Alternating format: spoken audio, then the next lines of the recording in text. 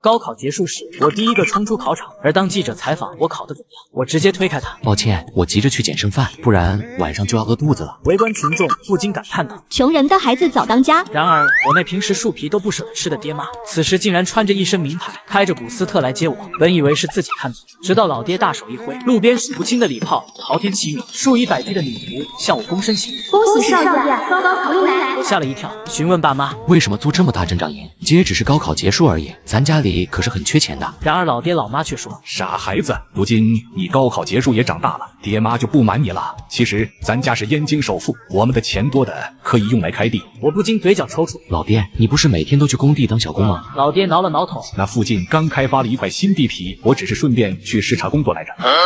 那老妈，你不是总弄钢丝球导致手裂吗？而老妈也有些歉然道：“其实是妈和你阿姨天天嗑麻将，为了你，快有10来年没保养了。”只是一瞬间，这些年苦苦的经历，我脑海中一闪过，结果我竟然是个富二代。还没等我反应过来，校门口的古斯特已经成为了人群的焦点。眼看不少人向这边涌来，老爹实在不想和他们纠缠，拉着我便上了车。我们先回家，你到家后，我滴水不漏，全告诉你。回到那个破旧的小家后，老爹握着老妈的手，正坐在我的对面。儿子爸妈也不是要故意骗，当初我们只是想锻炼锻炼，避免以后你变成一个纨绔子弟。而现在高考完了，我们合计着也该跟你坦白了，这些年来辛苦你了。我嘴角抽搐着，所以说我真的是富二代。老爹老妈同时点头。随后老爹笑着掏出一张金卡，儿子，这张卡没有限制，你拿着可尽早。而我却挤出了一丝苦笑。老爹老妈，我得冷静一下，这张卡我就先不要了。说着，我起身走进了房间，只留下了面面相觑的爸妈。老婆，这情况怎么跟我想的不太一样？一时间接受不了也是正常的，给他一点时间嘛。老爹点了点头。那老婆，咱是不是也可以搬回大房子？这小破屋子太吵了。不行，要等儿子什么时候想开了，咱再什么时候搬。不过现在也不用装穷了。就在这时，我换了一套衣服，从屋里走了出来。老爹，我们班今晚在森林皇庭开毕业宴，就不在家吃了。老爹闻言顿时乐道：“要不要老爹开劳斯送你去？”不用了，我可不想引起骚动。随后我便匆匆走出了家门，而老爹却在家里若有所思。森林皇庭怎么这么耳熟呢？随后一拍脑袋，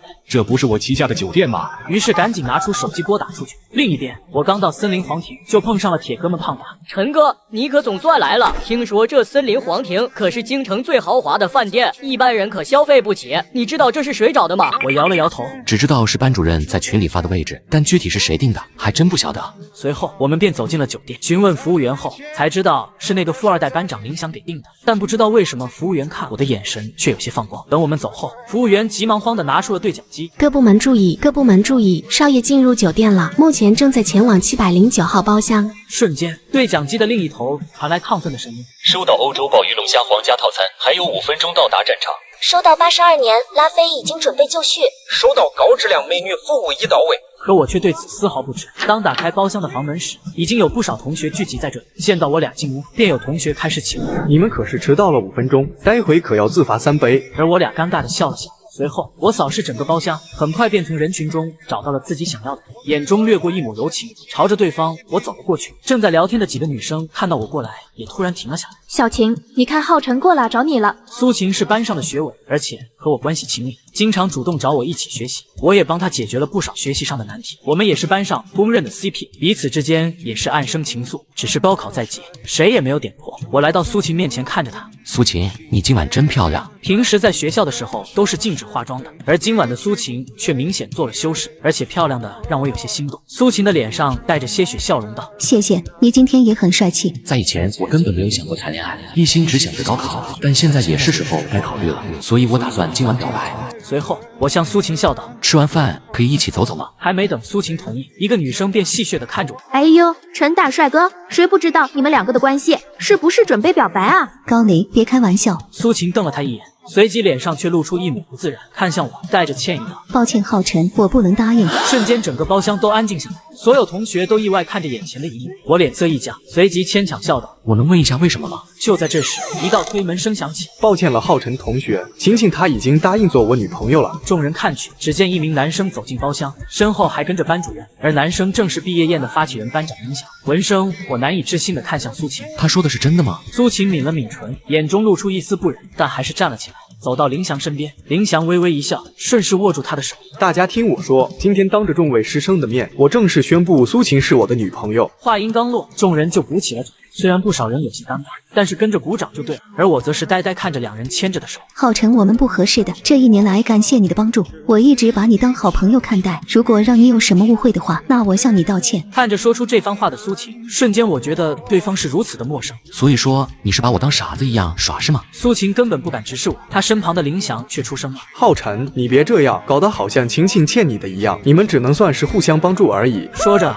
还向我投来一个挑衅的眼神。早在之前他就喜欢上了苏晴，本以为苏晴和浩辰互相学习监督，他没有机会，却没想到他只是发动超能力猎尸小技，苏晴就上钩了。是啊，浩辰现在苏晴跟林翔在一起了，你应该祝福他们。我没想到班主任也出声帮他们，此刻我有种感觉，一定是班主任为林翔收买了。本来还想敬一杯，感谢一下这3年的教导，现在看来没必要。在场的其他同学也纷纷开始帮腔林翔，虽然他们之前还挺看好我和苏晴的，但现在苏晴已经和林翔在一起了，而且没有林翔他们根本吃不起森林皇庭，只有胖达看不下去。你们有些过分了呀，咱兄弟怎么招惹你了？还有你林翔，既然事情都这样了，你别在这阴阳怪气的。我连忙制止他，避免他引火上身，但我还是想确认一下，随即扭头向苏晴问道：你是真喜欢他吗？我是多么希望他的脸上能出现一丝挣扎，但我还是失望了。我是真的喜欢林翔，跟你也只是朋友，希望大家以后不要再议论什么绯闻。苏晴家里只是普通家庭，一开始对林翔的示好，他还是有些抵触的，但自从林翔带他体验了奢华的生活后，他心里就一直痒痒，于是他向生活妥协了。只因林翔给的实在是太多，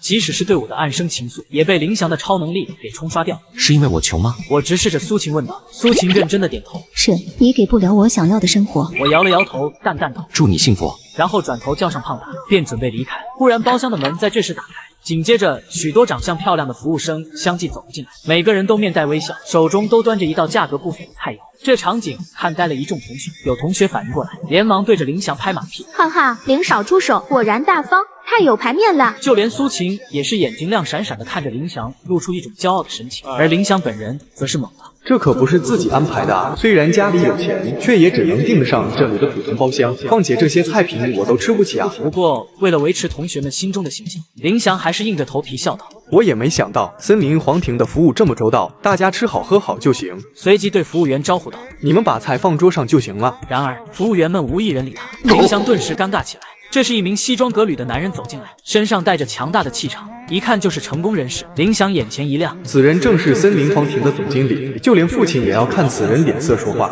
于是连忙倒了2杯酒，向经理走去。正当众人惊叹森林皇庭的豪华消费时，一名带着强大气场的男人走了进来。林翔眼睛一亮，此人正是森林皇庭的总经理，那时就算是父亲也要看他脸色说话。林翔连忙倒了2杯酒，走向经理。黄经理您好，你是？我叫秦林翔，家父禽兽。这小子看着也挺正常啊，怎么是禽兽的儿子？黄经理，可以敬您一杯酒吗？黄满庭脸色露出一抹不耐烦道：你那个老父亲都没有资格给我敬酒，你太年轻。林翔彻底僵住。就在众人已经开始窃窃私语时，黄经理开口了：少爷，终于见到您了。所有人目瞪口呆地看着这一幕，他们怎么都没有想到，上一秒还给林翔甩脸色的黄经理，下一秒居然喊浩辰少爷。苏晴整张脸白了又白，身为当事人的林浩辰则是猛了又猛。你认错人了吧？可能我跟你们少爷长得像，但我真的不是。你就是我们的少爷，您是董事长林霸天的儿子，那就是我们少爷。此刻，同学们一副看鬼的表情看着我。完了，自己刚才得罪了个什么人啊？不可能，绝对不可能！浩辰怎么可能是富二代？黄满庭伸手示意了众服务生，愣着干什么？喊人呐！少爷好！众人顿时投来羡慕的目光。少爷，因为董事长亲自交代，少爷在这里参加毕业宴，所以我让后厨将酒菜准备好了。您看，是移步到紫金包厢，还是继续在这里用餐？众人倒吸一口凉气。不用了，我刚准备走，其他同学开口了：林同学，你刚来啥也没吃几口，这么快走干什么？对啊，这里的饭菜还是非常好吃的，留下来大家一起聊聊天也行啊。浩辰看着这群翻脸比翻书还快的同学，眼中露出失望。这时林翔走了过来，对浩辰笑道：浩辰，大家都是同学，没想到你家居然有钱，可以呀，一直这么低调。呵，跟谁套近乎呢？姓秦的刚才还在那对我陈哥阴阳怪气，现在陈哥身份变了，又化身狗过来舔了，早干嘛去了？李胖达，你胡说什么？这时苏晴走了过来，她看着浩辰，柔声道：大家都是同学，没必要搞得这么僵吧。你看我张嘴了吗？随后摇了摇头。胖子，我们走吧。随后黄满庭扫了一眼包厢内的众人，那强大的王八之气又回来了。敢欺负我们家少爷，找死吧！众人脸色一白。黄经理，不关我们的事啊，都是林翔的错。是啊，我们是无辜的啊。是啊，林翔，你快说句话啊！众人着急地看向林翔，林翔也是面如死灰。随后黄满庭带着一众美女服务生离开。包厢内顿时尴尬无比。完了，我们完了。好好的一顿分别饭，吃成这个样子。是啊，这浩辰居然瞒得这么好，连苏晴都没发现他是富二代。如果苏晴知道的话，说不定两人早就在一起了。我想起来了，今天下午我听说了，有一个学生考完高考之后，家人开劳斯莱斯去接他，当时都上新闻了。不会就是浩辰吧？查查就知道了。很快，众人脸色都无比精彩。下午在校门口引起热议的主角，正是同班同学浩辰。那个，刚才接到消息，我爸让我回去吃席，我先走了。我家的美人鱼要生了，我去给她接生，有缘再见各位。等等我还没见过美人鱼生孩子，我跟你去看看。很快，同学们像避瘟神一样绕开林想，离开了包厢。随后，包厢内只剩下林想与苏晴。苏晴此时满脸茫然。浩辰爸爸开劳斯莱斯，森林皇庭是他家的。这一刻，他浓浓的后悔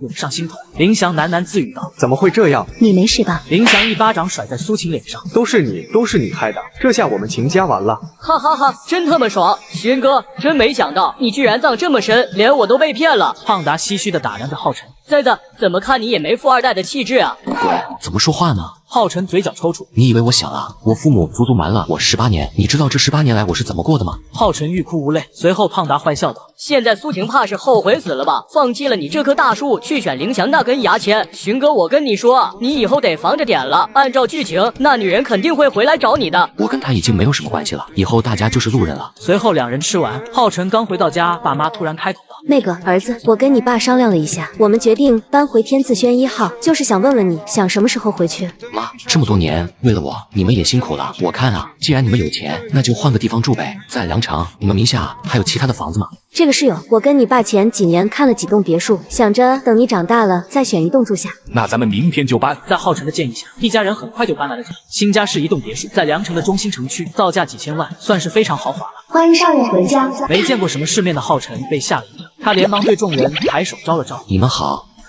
慢慢习惯，你现在就是林家大少了，龙国首富的儿子。爸妈，我今天要去一趟学校，学校的东西还没有搬完。好啊，要不要我送你过去？不用了，我自己打车过去就行了。要是老爸再开着劳斯莱斯送我，恐怕会再次引起轰动啊。打车多麻烦，如果你嫌麻烦，那我开以前的电动车接你过去。好啊。浩辰与林霸天进入了学校，很快就遇见了浩辰的同班同学。那是富二代浩辰，还有他开劳斯莱斯的父亲。这也太普通了吧！妥妥的一个农民工的打扮，这跟那天看到的根本不一样啊，完全就是两个人。这不是富二代浩辰吗？怎么还骑电瓶车来的？你家那辆劳斯莱斯呢？难道还回去了？我听说租一辆劳斯莱斯挺贵的呢，呵呵，还真是舍得。这时，一道阴阳怪气的声音传来：“哟，这是怎么回事？”来人正是苏晴。晴晴，你看，浩辰来了，还跟他爸一起来的，而且是骑着电瓶车来的。苏晴眉头一皱，她看向浩辰，当看到浩辰以及他那穿着普通的父亲时，有些疑惑。难道浩辰真的是装的富二代？难道那天晚上在森林皇庭不过是一场乌龙，还是早有预谋的表演？苏晴走到浩辰面前道：“没事吧？你怎么来了？林翔不陪你？”苏晴眼神有些黯淡。我跟他分手了。浩辰有些惊讶。哦，苏晴诧异的看着他。你就没有什么想对我说的？说什么？苏晴咬了咬唇道：“浩辰，就算我跟林翔结束了，但是我跟你还是没有可能的。我以后会努力变得越来越优秀。”我知道了，你不用跟我说，我们之间本来也不可能。老爸，我们走吧。此时，班上有名的差生许飞正坐在浩辰的课桌上，一条腿踩一沓课本上，而他踩着的课本正是浩辰的。见浩辰父子进来，随即出声嘲讽道：“什么破衣服？浩辰，你家里不是有钱吗？你老爸不是开劳斯莱斯吗？咋的？现在又装穷了，还是原形毕露了？真他妈会装！”如果你是主角，你会怎么做？什么破衣服？浩辰，你家里不是有钱吗？你老爸不是开劳斯莱斯吗？咋的？现在又装穷了，还是原形毕露了？真他妈会装！浩辰与胖子一脸震惊地看着林霸天，其他同学也是惊呼出声。林霸天揉了揉手掌：“你小子吃树皮长大的，脸皮这么厚。”林霸天阴冷的眼神直勾勾地盯着许飞。原本不想打你，没想到你嘴这么欠。你敢打我？你个孤寡老登！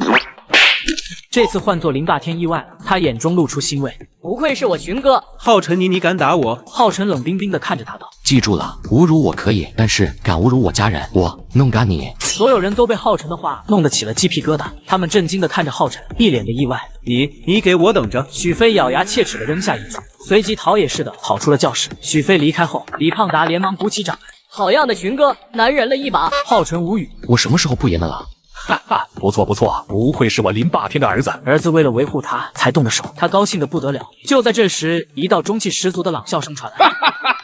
我说今早怎么有喜鹊在叫？原来是贵人来了。众人回头一看，顿时一惊。校长怎么来了？在众人的目光下，校长亲切地握住了林霸天的手，激动地道：“林总啊，总算见到您了，我一直想着跟您喝一杯。”所有同学眼神惊恐地看着林霸天。校长居然如此亲切地称浩辰的爸爸为林总，难道他真的是富豪？林霸天淡淡道：“你怎么来了？”校长笑呵呵地道：“刚才小张还跟我说在学校见到您了，我就带着人赶来了。”林霸天挥了挥手：“行了了，我只是来陪儿子收拾东西的，你们该干嘛干嘛去。”校长看了一眼浩辰，笑道：“这是贵公子吧？他可不得了，成绩一直在学校排在前几，不愧是林总的儿子。”林霸天脸上露出一抹得意：“那当然。对了，林总，您当年捐给学校的几栋楼，现在要不要去参观一下？”众人倒吸一口凉气：“捐了几栋楼，这也太好了吧！”当时是因为我儿子在学校读书，我想改善他的学习环境。那好，那我们就不打扰林总陪林公子了，有什么需要尽管跟学校提。林霸天挥了挥手：“哇，浩辰，没想到你真的没说谎，居然真的是富二代啊！”是呀，我狗蛋看人真准，我就知道你小子命里不凡。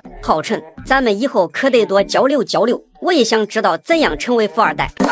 好了，儿子，咱们走吧。这时李胖达手机响了，不好了，勋哥，许飞带着一群人来校门口堵你了。等浩辰几人来到校门口的时候，看到眼前的场景，心中忍不住一沉。此时许飞带着20几号人看到浩辰出来，许飞指着浩辰喊道：“狗浩辰，你终于出来了，今天的事没完。”李胖达吓得不轻，连忙道：“勋哥，说我们赶紧回学校里躲一下，对方人太多了。”浩辰也是冷冷的看着许飞：“许飞，你带人在学校门口闹事，脑子里装的是屎吗？”你说什么？浩辰，你是不是疯了？认不清现在的形势了？就在浩辰父子走到许飞等人面前的时候，一声轰鸣响起，众人纷纷扭头看去，顿时惊呆了。只见一辆红色超跑停在校门外，而跑车之后还有数辆黑色面包车。跑车车门打开，一脸怒气的顾妍妍跳下车：“谁敢动我老公儿子，都给我拿下！”顾妍妍低喝一声，10几个黑衣保镖直接将那20几个混混制服。顾妍妍冷笑的看着光杆司令许飞，一点也不含糊，直接一口98年老痰吐在他脸上。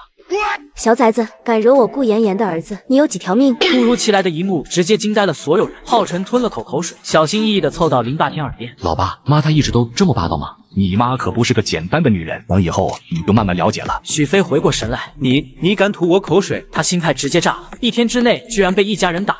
又想装大尾巴狼，这车这行头又是从哪里租的吧？还有这些保镖，个个打扮的人模狗样的，是那么工地里请过来演戏的吧？顾妍妍好看的眉头一挑，随即她抬起一巴掌正中许飞脸上。你不讲武德！他连忙后退数步，又指着浩辰：“浩辰，你没种，居然还叫家里人出头！”顾妍妍瞪着他：“你也可以叫你爸妈来，老娘一起抽！”你们欺负人，赶紧滚！今天这事没完，你知道我爸是谁吗？许飞忽然脸色狰狞起来。顾妍妍惊讶的道：“你爸是李刚？”许飞一愣，他道：“不对，家父许刚。”哦，我忘了，你爸肯定跟你姓。你爸叫许刚，回去告诉你爸，老子叫林霸天。识相的，3天之内上门道歉，否则后果自负。你哪条道上的？许飞惊讶的盯着林霸天：“你管我混哪？现在赶紧滚，不然接着揍你！”许飞顿时被吓了一跳。浩辰，我一定会回来的。爸妈，事情结束了，咱们把东西带上，回家吧。回到家的许飞一阵鬼哭狼嚎：“怎么了？这是哭哭啼啼的，像什么样子？”哎呦，小飞飞这是咋了？哪个天杀的，居然把我儿子揍成这样？哇，我差点被打死。是谁？你说？许飞连忙将事情的经过说了一遍，加上一些色彩，愣是自己有多惨就说多惨。反了天了，这梁城还有人敢动我许刚的儿子，简直吃了雄心豹子胆。你那同学叫什么名字？他叫林浩辰，姓林。许刚一愣，他老子呢？好像叫什么林霸王。许刚眼睛一瞪，是不是叫林霸天？许飞一拍手，对，就叫林霸天。爸，你真聪明。许刚的脸色刹那间变得苍白起来，许飞也是一脸懵逼。怎么了？这是？许刚忍着怒气对许飞道：“你确定打你的人叫林霸天？”许飞连忙点头。他们一家都打我了。许刚心中还有一丝侥幸，于是他又问道：“那林霸天的老婆是不是叫顾妍妍？”许飞一头雾水，好像是的，这有什么关系吗？不然了。许刚面无血色的瘫坐在地上。喂，刚哥，兄弟们集结好了，什么时候出发？就等你一声令下，兄弟们扛着50飞奔过来。电话里，他叫的人还在呼喊。另一边，爸妈，许飞他老爸好像大有来头，你们接得住吗？我听说许飞他爸在道上黑白通吃，非常厉害。林霸天淡淡一笑：“放心吧，小许以前给我递过，你就等着他上门道歉就完了。”浩辰突然问道：“爸妈，你们真的是全国首富？”真的，比真金白银还有真。儿子是不是现在都还没接受这个事实？浩辰摇了摇头：“我只是有点好奇，你们怎么会用这种方式瞒我18年？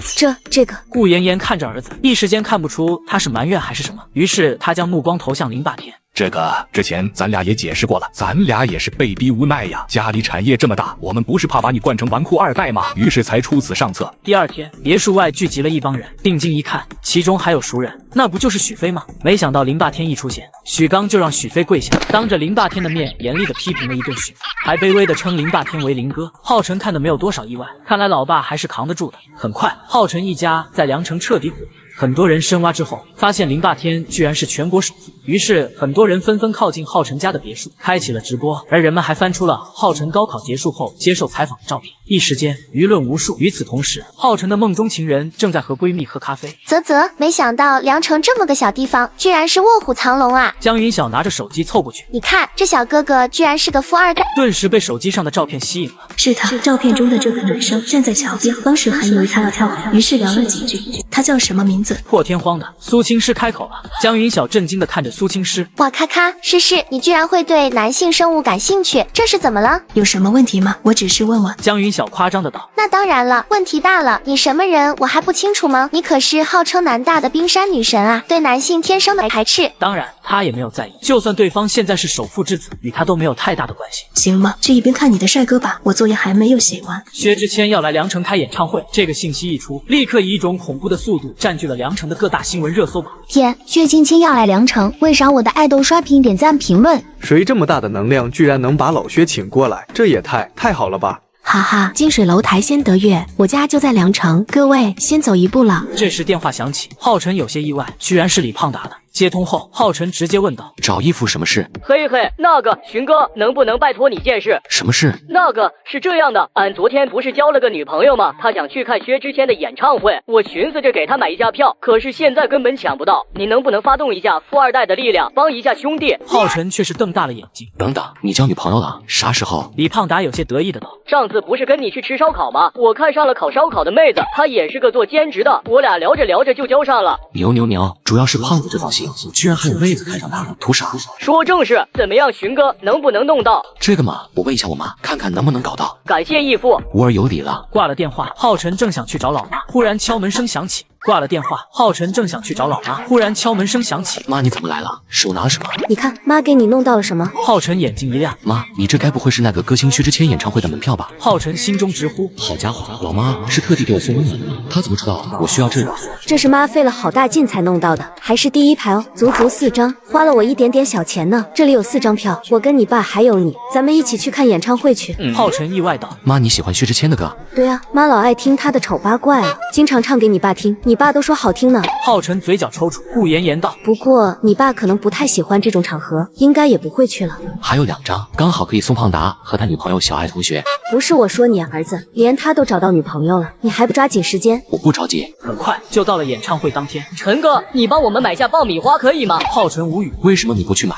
拜托了，义父。那行吧，逆子有需要，作为义父还是得伸出援手。随后，浩辰朝着买爆米花的柜台走去。你好，给我2桶爆米花。浩辰一怔，下意识转头看了一眼，而女生也在看他，四目相对。浩辰呆住了。仙女姐姐，浩辰没想到会在这里见到仙女姐姐，他以为那天晚上的不经意相遇只是一场美丽的邂逅。浩辰发现四周开始有人拿出手机对仙女姐姐拍照，见状他连忙对老板道：“老板，来4桶爆米花。”好嘞。好巧啊，我好像不知道她的名字，叫仙女姐姐，会不会让别人以为我有病？苏青诗轻轻道：“我叫苏青诗。”浩辰眼中有光芒闪现。那个，我叫浩辰。苏青诗轻轻点头。我知道。浩辰有些呆，有些不知道怎么接话。苏青诗露出一抹笑意道：“来听演唱会。”浩辰连忙点头。是啊，苏学姐也是来听薛之谦的演唱会吗？陪朋友来的。来，帅哥美女。谢谢，我先走了。学姐再见。浩辰后知后觉，挥了挥手，随即他猛地一巴掌呼自己脸上。浩辰，你太失败了，怎么能让仙女姐姐出钱呢？一点也不主动。进场，体育馆内已经是座无虚席。儿子怎么样？这事业好吧？非常好。浩辰看着老妈开心的样子，浩辰深受触动。或许父母开开心心的，这样的生活也挺好，钱不钱的无所谓。很快，浩辰在后面的位置找到了他想看的人。与此同时，苏青诗也看到了他。他坐第一排吗？也对，毕竟是首富之子，意料之中。旁边传来闺蜜的呼喊：“你怎么回事？最近怎么老是分神？咋了，我的大才女？”苏青诗摇头：“没事，在想事情。”江云晓刚想说什么，这时人群传来一阵欢呼，观众期待的薛之谦终于出现，只是他出场的方式有些滑稽，被几个工作人员抬着出来，一出场就引发了观众们的轰然大笑。不得不说，在他的幽默风趣下，现场气氛很好。可需要几分感情能避开你痕迹，我撤回的讯息，你不必在意。几乎所有人都摆动着闪光棒，甚至有人开始跟唱起来，潮起潮落。几首歌过去，浩辰看着身旁嗓子都喊哑的老妈，有些无语道：“妈，您要真这么喜欢他，可以请他来家里单独给你唱歌呀。”顾妍妍瞪了他一眼：“你这孩子，那样一来不就没有惊喜感了吗？而且你爸那玩意儿能同意？”也是，要是老妈请小鲜肉回家，估计老爸得气得打断那小鲜肉的腿。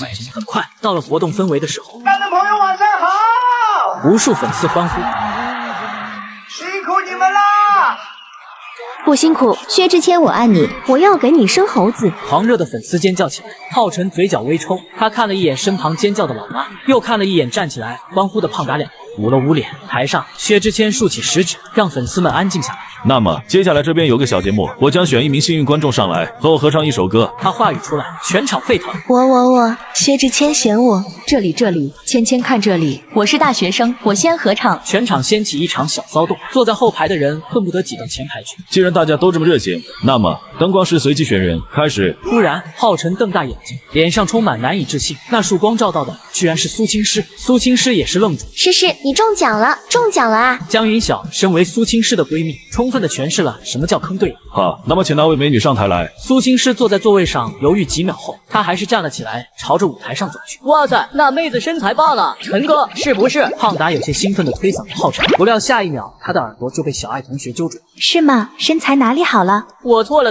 哇，那是贤女嘛，后妹。是啊，我从来没有见过这么美的女孩。随后，顾妍妍看了一眼儿子，发现儿子居然在咬牙切齿。这么漂亮的女生，想必唱歌一定很好吧？我说我有点愧疚，无法挽留，无法回头，无法接受你说你即将离开我。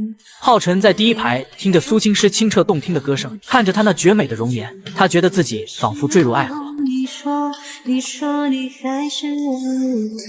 很快结束，全场掌声响起，浩辰激动地站了起来，他眼中仿佛只有苏青诗，他在第一排的缘故。苏青诗很快就注意到了他，她红唇轻微抿起。没想到苏小姐声音唱歌都这么好听，能不能再给观众们来一首呢？来一个。苏青诗犹豫一会，开口道：“那就再唱一首。”苏小姐不介意跟粉丝们合唱吧？不介意。好，你们听到了吗？想不想跟美丽的苏小姐一起合唱？这时，灯光师又开始作妖了。灯光在后方巡了一圈后，回到了前排，最终在众人的目光之下，灯光停下来了。身为当事人的浩辰，此时还在懵逼当中。真的这样巧，偏偏抽到了我，对象居然是仙女学姐，难道真的是缘分吗？此时，老妈笑眯眯地看着这一幕。月老，怎么可能？我只是略微施展了一下超能力，刚才就看你小子不对劲了。那位小帅哥，愣着干什么？上来呀！浩辰回过神，向台上走去，站在舞台上，面对着这么多双眼睛，尽管是浩辰，此时都有些腿软。这位小哥哥会唱什么歌？浩辰有些尴尬。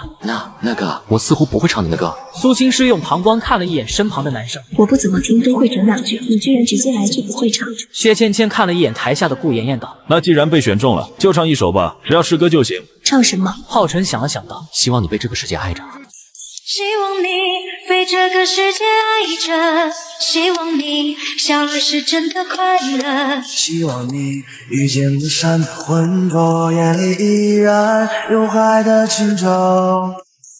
一首歌落幕，掌声由小到大，逐渐的轰动全场。太棒了，你们这对 CP 我勉为其难的磕了。呜，好甜，我想我前任了。男俊女靓，颜值和嗓子都被天使吻过吗？炸天了都！亲一个。场面画风忽然变了，所有人都在喊亲一个。哇，不会吧，诗诗什么时候跟首富之子勾搭上了？这对狗男都不是，这对人不会真的擦出什么火花吧？那可真是重大新闻了，足以震惊南大了。儿子真棒。胖达跟小爱同学也是随着鼓掌，恨不得把手掌拍红。我去，陈哥跟那美女太有夫妻相了，有没有？说的对。此时浩辰就像个小兽一般，脸色涨红，有些不知所措。观众们都这么热情了，那亲不亲？他下意识看向苏青诗的唇，跟果冻似的。你不会真的想亲吧？学姐，这是什么意思啊？问我要不要亲？苏青诗眼中杀气弥漫，顿时醍醐灌顶般清醒过来。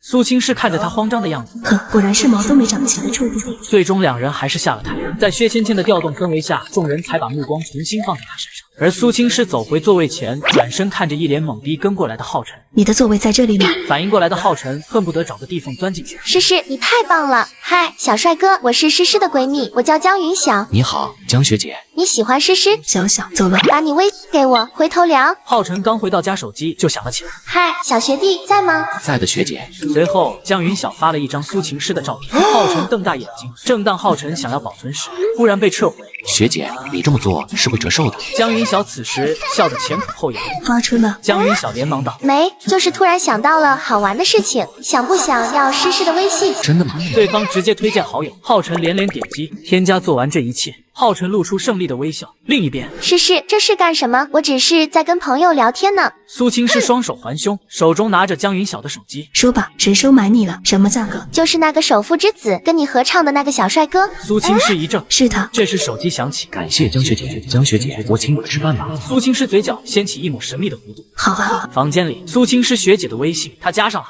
太棒了，开场白怎么样？陈哥，我教你，你先发个哈喽。你好。然后呢？你说，我刚看了一下你的朋友圈，感觉挺特别的。为什么这么说？你回，没人这么评论过你吗？没有啊，你怎么看出来的？然后呢？你回，好吧，我可以告诉你，但要先验证一下。哈哈，你想怎么验证？你回，简单回答一个我的问题：如果我现在邀请你出去约会，你会同意吗？这不太好吧？没事，按我说的做就行了。不会。浩辰一脸懵逼的看着胖达。不要慌，陈哥，下一句你回。你看，一般女孩都会同意，而像你这样特别的女生都会拒绝。看样子你是个海王。下一句你回。那你觉得，如果我是个海王，现在面前有个绝世小仙女拒绝了我的约会邀请，我应该怎么做？哈哈哈，这是小仙女说的是我吗？陈哥你回，猜对了。那我这个海王应该怎么样才能把女生约出来？那你可得投其所好，说不定这个女生周末的时候就想去吃火锅，但是呢又没有人陪她。你回，没毛病，我可以试试。周末我也想去吃火锅，但是又不知道那里的好吃，而且拍照技术贼好。陈哥，你要持续给他提供情绪价值。结束聊天后，浩辰足足重复看了5、6遍聊天记录，才安心睡去。这晚浩辰做了一个梦，梦里他与苏青诗在一起了。当两人牵手走进校园时，忽然一群男的从四面八方朝他围了过来。就你也配成为苏女神的男朋友，也不撒泡尿照照自己？细胳膊细腿，小小细狗，可笑可笑。苏女神不会喜欢你这种纨绔的。给我闭嘴！现实中，浩辰从梦中惊醒，他睁开眼睛，发现林霸天正捂着脸，瞪大眼睛看着他，满脸的难以置信。好，你真是个大孝子，连你老子都敢打了。完了，我该不会戳了老爸一巴掌吧？爸，你怎么会出现在我房间？林霸天揉着生疼的脸，是你妈让我过来，叫你起来吃午饭了。你这孩子都几点了，还在睡？浩辰一愣，看了看手机，2点半。那个爸，不好意思啊，我做噩梦了，疼不疼？林霸天幽怨地瞪了一眼儿子，道：你确定做噩梦了？我怎么发现你前面笑得挺欢的？浩辰脸色僵住，爸，你居然偷窥儿子睡觉？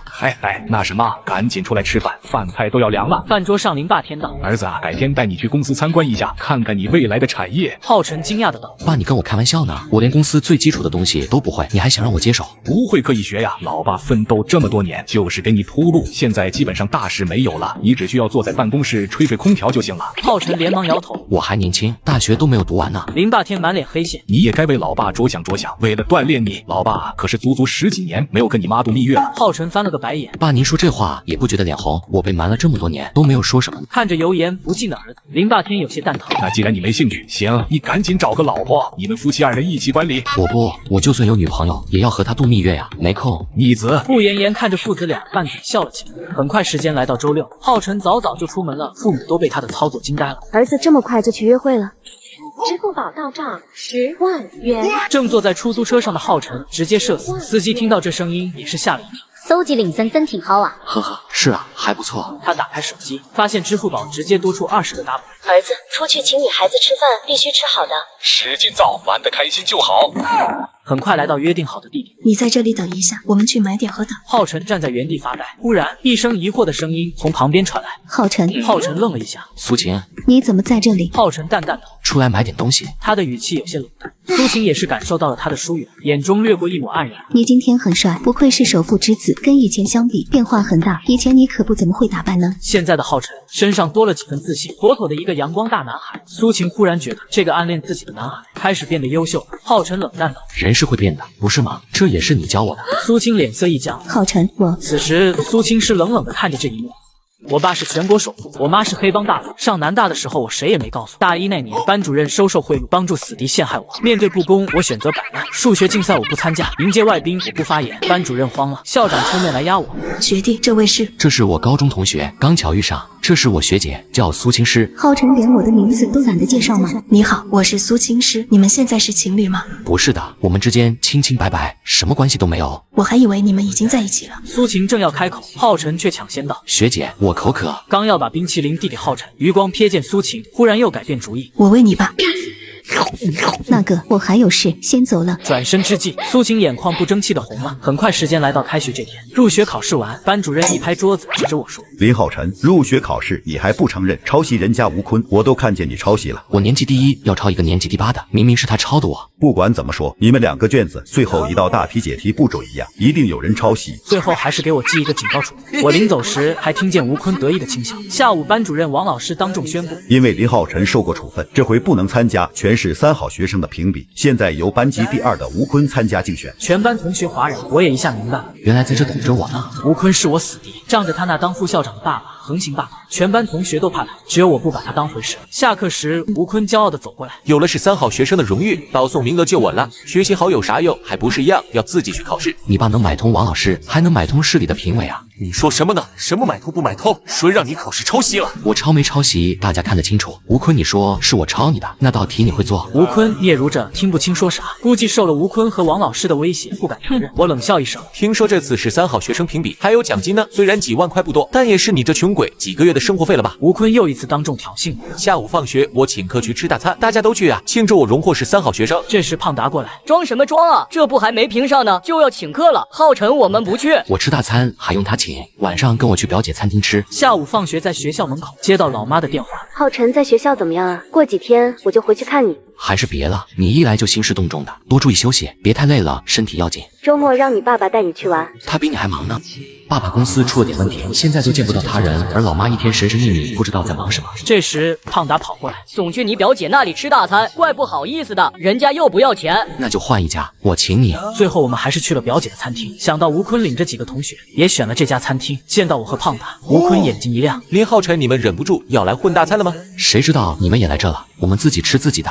就凭你这穷鬼也能来这吃饭，骗鬼呢？过来吧，我请你们吃，多一双筷子而已。他的目的谁都清楚，无非就是想要在我面前秀优越，让我出丑。是啊，浩辰，过来一起吃吧，都是同学，何必弄得那么生分啊？吴坤大手一挥，几个手下过来，把我和胖达拉去了他们包厢。包厢内，吴坤很兴奋，看来他自认为必胜，一定能在这场饭局里好好羞辱我。想吃什么尽管点，今天就算给你开荤了。吴坤故作大气的说着，又冲身边人使眼色，示意他们偷偷录下，抓住我的把柄。随后我示意胖达别客气，想吃啥尽管点。随后吴坤眼珠一转，忽然开口：“哎呦，今天钱不够了，要不我们 AA 吧？”胖达和其他几个同学一脸吃惊，这一餐可不便宜，差不多10几万了。是啊，如果均摊，一人就要出几万了。吴坤示意他身边的人别担心，现在主要针对的是我，而他算准我拿不出这么多钱。吴坤，你是没钱吗？如果没钱，可以早说，这顿饭我请也行。你请，天大的笑话，你请得起吗？只要你承认没钱，那就我请，你别管我请不请得起。吴坤眼珠一转，觉得我是在炸他，冷笑道：“我穷，我没钱付饭钱了，浩辰你请呗。”好啊，我请就我请。胖达录下来了吗？胖达一点头，发到班级群里。你敢发？话音刚落，胖达已经发了，班级群里顿时炸了。大家都知道吴坤要请客，结果请了半天，竟然没钱付款，一时间幸灾乐祸的发言一句接着一句。吴坤气得不行，指着我：“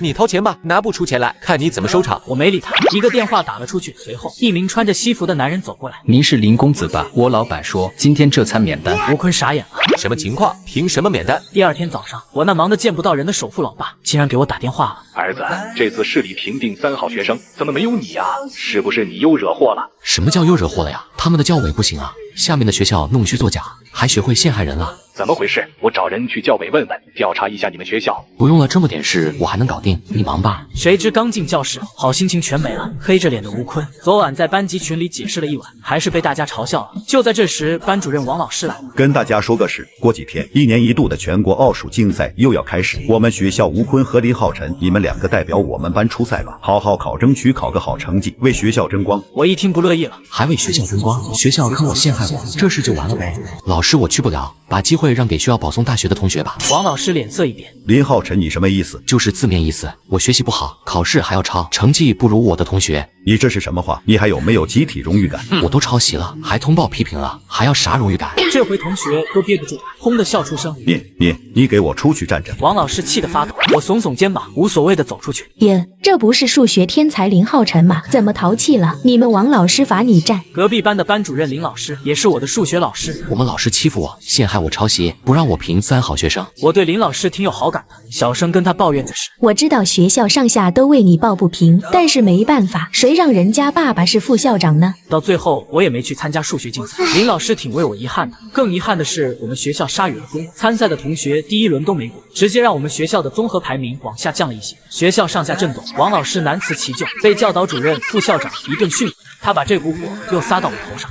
有些同学就无组织无纪律，拿自己的前途开玩笑，你以为你很酷是吗？我告诉你，这样坑的是你自己。我眼观鼻，鼻观心，就当是和尚念经，根本听不见。下星期就要全省联考了，这是第1次重点大学联合模拟考试，排名关乎大家的成绩，你们都给我好好考。王老师见我耷拉着眼皮，一副要睡着的样子，气不打一处来。尤其是你林浩辰，你给我好好考，考上第1，不然看我怎么收拾你。是第1就行，是吧？王老师满脸笑容，点点头。最近学校还有国外交换学生计划，你能考第1，我考虑推荐你去跟国外学生交流，如果考不上，你就不用想了。王老师威胁了几句就离开了。吴坤冷笑嘲讽道：林浩辰，你得努力啊，考不上就没有跟国外学生交流机会了，反正我可是在交流名单里的。你还欠我一顿饭呢。吴坤愣了一下，全班同学都知道他欠我一顿饭。吴坤气得不行，拿出手机就要转账。那顿饭多少钱？我转给你。我哪知道，你请我吃一顿就行了，我不要你的钱。那好，今天就去吃。今天我没胃口，改天吧。什么？吴坤天旋地转，旁边的同学又在痴痴轻笑。林浩辰，你去死吧！吴坤气得跺脚，可就是拿我没办法。很快联考开始，王老师一直期待我能拿个全省第1，挽回一下他的声望。可惜我没给他这个面子。大榜出来了，王老师从头往下看，第1名不是我，前10名没有我，一直看到最后1名才见到我的名字。0分，所有科目全都是0分，这怎么可能？是不是哪里搞错了？班主任满心期待我考全省第1，给他长脸，不曾想我考了个倒数第1。 0分，所有科目全都是0分，这怎么可能？是不是哪里搞错了？王老师急忙申请调阅我的试卷，拿回来一看，傻眼了，的确全是0分。此时的教室，大家都在查看联考的大榜，见到第1不是我。哎呀，天大的新闻啊！这回第1不是某人了。我就说吧，在我们学校考第1有啥用？有本事全省第1啊！万年老2更是废柴。吴坤一直是全班第2，被我压制，这也是他心中隐隐的痛。我再怎么也是第2，你呢？我看看你在哪呢？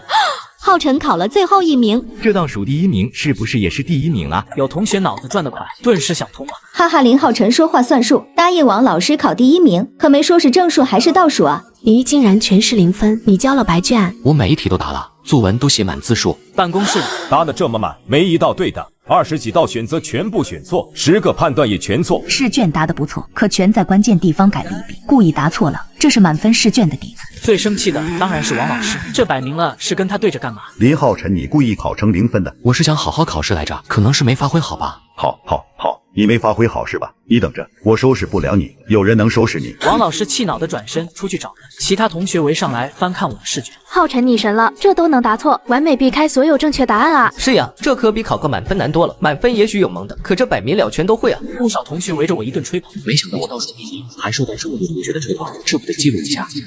浩辰，这不是能打卫星还防水的华为 Mate 60 Pro 吗？你发财啦！才不是，这是我在左下角免费领的，发货截图都在这呢。这华为我想买都抢不到，居然还能免费领。你要是想要，你资格去左下角领，不用抢。不仅有华为 Mate 60，还有苹果15呢。我还以为吹牛呢，真能领啊！就点左下角专属链接下载，几秒钟就好了。打开直接就是苹果、华为的领取页面，还真是。要不是赶上左下角厂家3月周年庆活动，平时哪有这福利？左下角苹果、华为都是配套，1人1份，没领可就亏大了。上线还有 AI 女仆辅助升级，挂挂机手机就领了，隔天给你送到家。那俺赶紧也下载一个。当天王老师就领副校长回来。3 3班的林浩辰同学平时学习挺好，可考试态度极差。你以为这是针对谁吗？学校老师有什么损失？最后倒霉的还不是你。洋洋洒洒说10几分钟，接着是吴坤的爸爸副校长讲话。刚刚教导主任的话，希望大家引以为戒。接下来我说说这个月学校的交流计划。这次做交流的是米国哈喇子大学，他们学校的强项是数学和物理，所以我们也选了一些外语、数学、物理好的同学去交流。副校长说着，我现在宣布这次的交流学生名单：吴坤，第一个就是他儿子名字，接着是其他班级的同学名单里没有我。第2天早上自习时间，吴坤得意洋洋的过来我这边，今天要去机场接国外交换同学了，听说有好几个大长腿美女呢，可惜有些人没机会了。你还欠我一顿饭呢，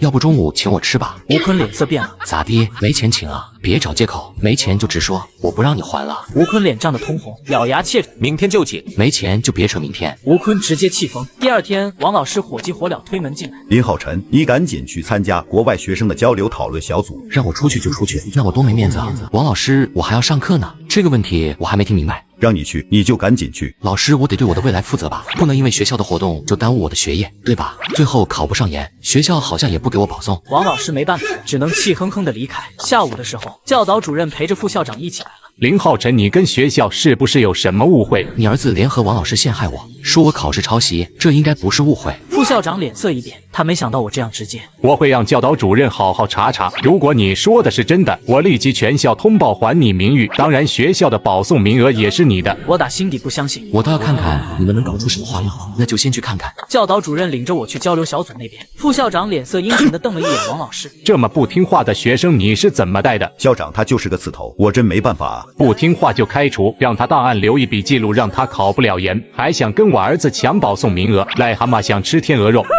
是我明白，我知道应该怎么做。随后，我们来到讨论会现场，几个国外的美女在小黑板前激烈谈论，似乎是在为几个数学问题争执。下面坐着我们学校的几个同学，大眼瞪小眼的看着。如果不是王老师和吴坤陷害我，绝对不会有这种事情发生。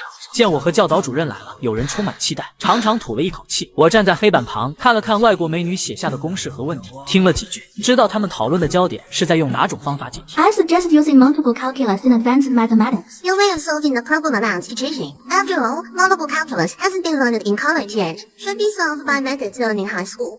我过去用英语说，其实这道题有好多种方法解，用多重微积分当然可以解，但是用高中学过的公式也可以解，只要在这里画出一条延长线，换个思路就行了。瞬间不吵了，一片安静，大家静静听我的解题方法。国外的同学听得明白，国内的同学因为英语水平有限，加上我说的太快，他们好多人没听懂。吴坤就是没听懂的一个，但他不好意思，只能气恼的撇嘴。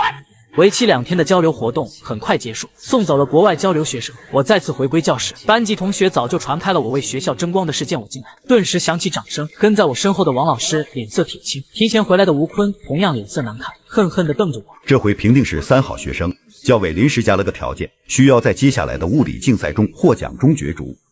什么？吴坤激动站起来，王老师摆摆手，示意他先坐下。大家别急，这是市里举办的比赛，题目应该不难，参加的同学都能获取到名次，至少也有个3等奖。这样啊，那就行。王老师看向我，又挑衅地问：林浩辰，你参加吗？就算拿1等奖，也没有保送资格。我们学校是这次比赛的考场，所以参加名额多一些。一个班级10名，物理老师亲自挑选。王老师害怕我又撂挑子不去，匆匆交代一句就走了。换物理老师进来，物理老师满怀期待地看着我说：浩辰，你参加吧，考得不好没关系，考得好至少说明我这2年没白费心教学。没办法，我跟物理老师关系也不错，只能答应。临考试前，班主任王老师亲自给我们发考试用品，一个小袋子有各种文具。一向小心的我领回了文具后，小心的检查一番，发现钢笔帽上多出个小拇指大小的东西。这啥玩意？不会要陷害我吧？小心起见，我把那玩意随手扔了，自己又买了新的文具。考试当天，我奋笔疾书，很快打满了试卷。正检查时，王老师领着2个流动监考忽然进来，也不去检查其他同学，直奔我这里过来。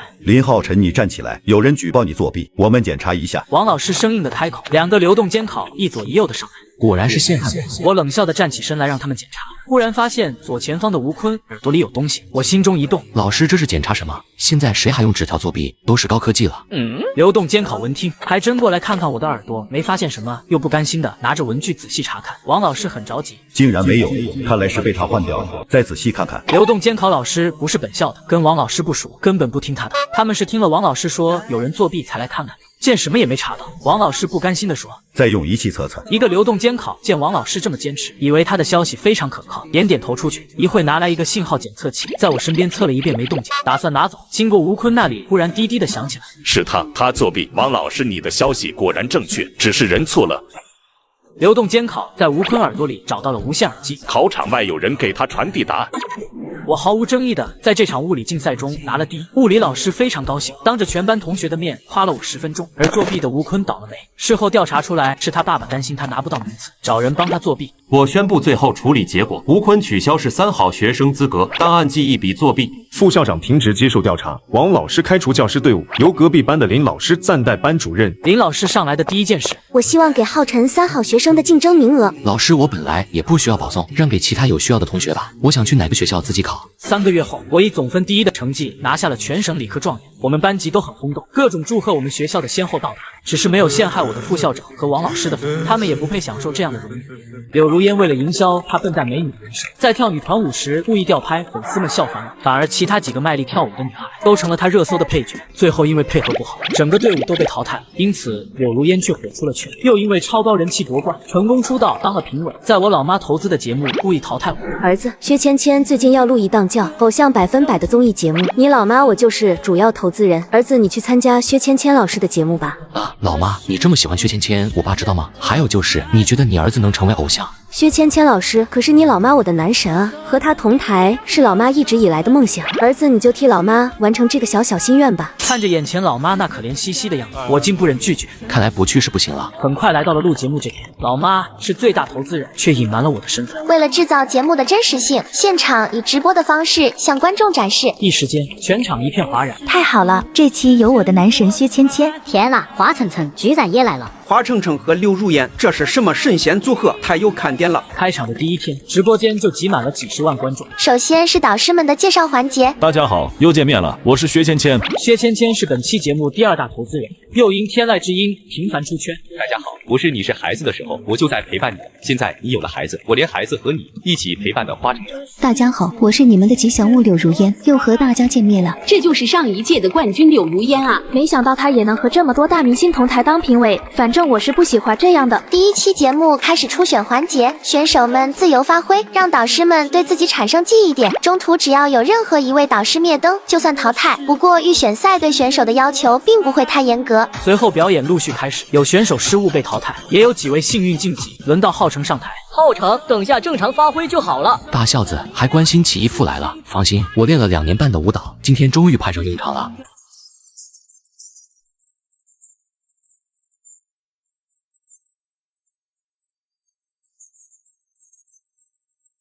随后，啪的一声，柳如烟的那盏灯灭了。我刚才不小心打瞌睡按到了，真对不起啊，这位选手。柳如烟道歉时，甚至都没有正视浩成的脸。能让人打瞌睡，说明跳的有问题。如烟不用道歉，你可是评委，谁家小可爱会对选手道歉啊？我的舞有那么差吗？这可是我练了2年半的舞啊，不至于连个初级筛选都过不了吧？柳如烟老师，既然你不是故意的，那你觉得这支舞怎么样呢？柳如烟愣了一下，委屈道：“我太笨了，不懂这些。”我没忍住笑出了声。那你是怎么坐上导师席的？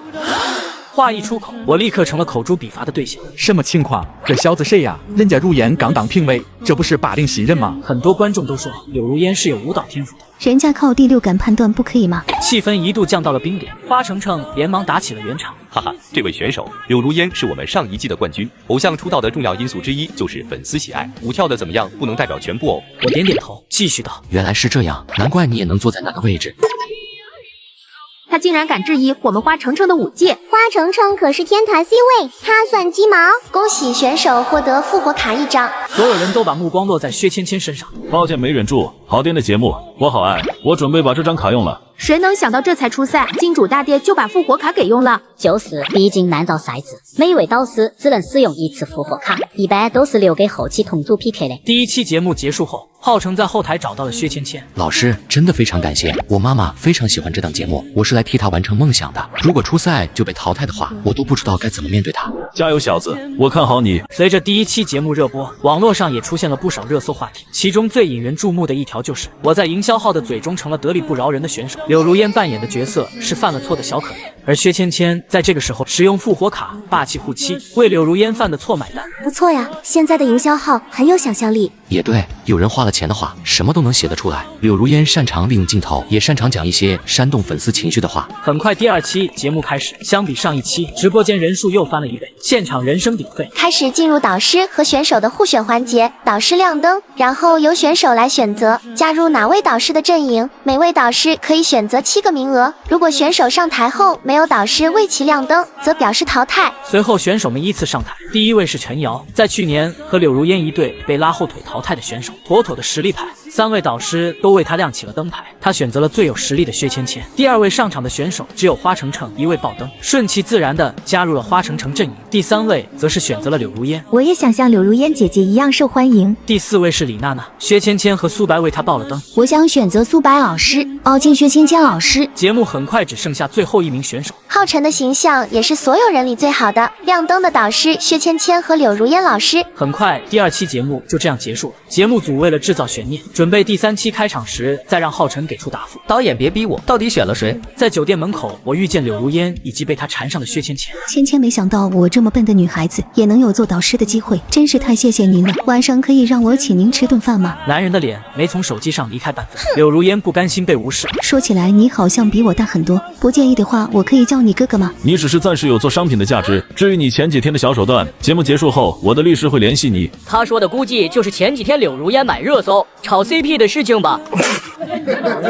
众人看戏太入迷，没忍住笑出了声。柳如烟碰了一鼻子灰，看见我的那一刻，小脸彻底涨得通红。她大不留心地走过来，我有什么地方得罪过你吗？我抱着胳膊与她对视。我看过你在学校时跳的舞，跳得很好，可偏偏要用人设博眼球。柳如烟听完大笑，哼，你还年轻，可能不了解我在国内的实力，跟我作对的人都没什么好下场。这么快就露出真实面目了吗？那又怎么样？我是导师，你是选手，你斗得过我吗？哈哈哈！这本来就是一个竞技类节目，如果你还想依靠傻白甜人设博取同情，那我拭目以待。我爸是全国首富，我妈是黑帮大佬。我参加我妈投资的综艺节目，被柳如烟给了0分，结果被网友扒出柳如烟之3当3连累背后大佬。经过前面2轮的淘汰，分组后的选手进行 PK， 导师进行点评。第1组浩辰。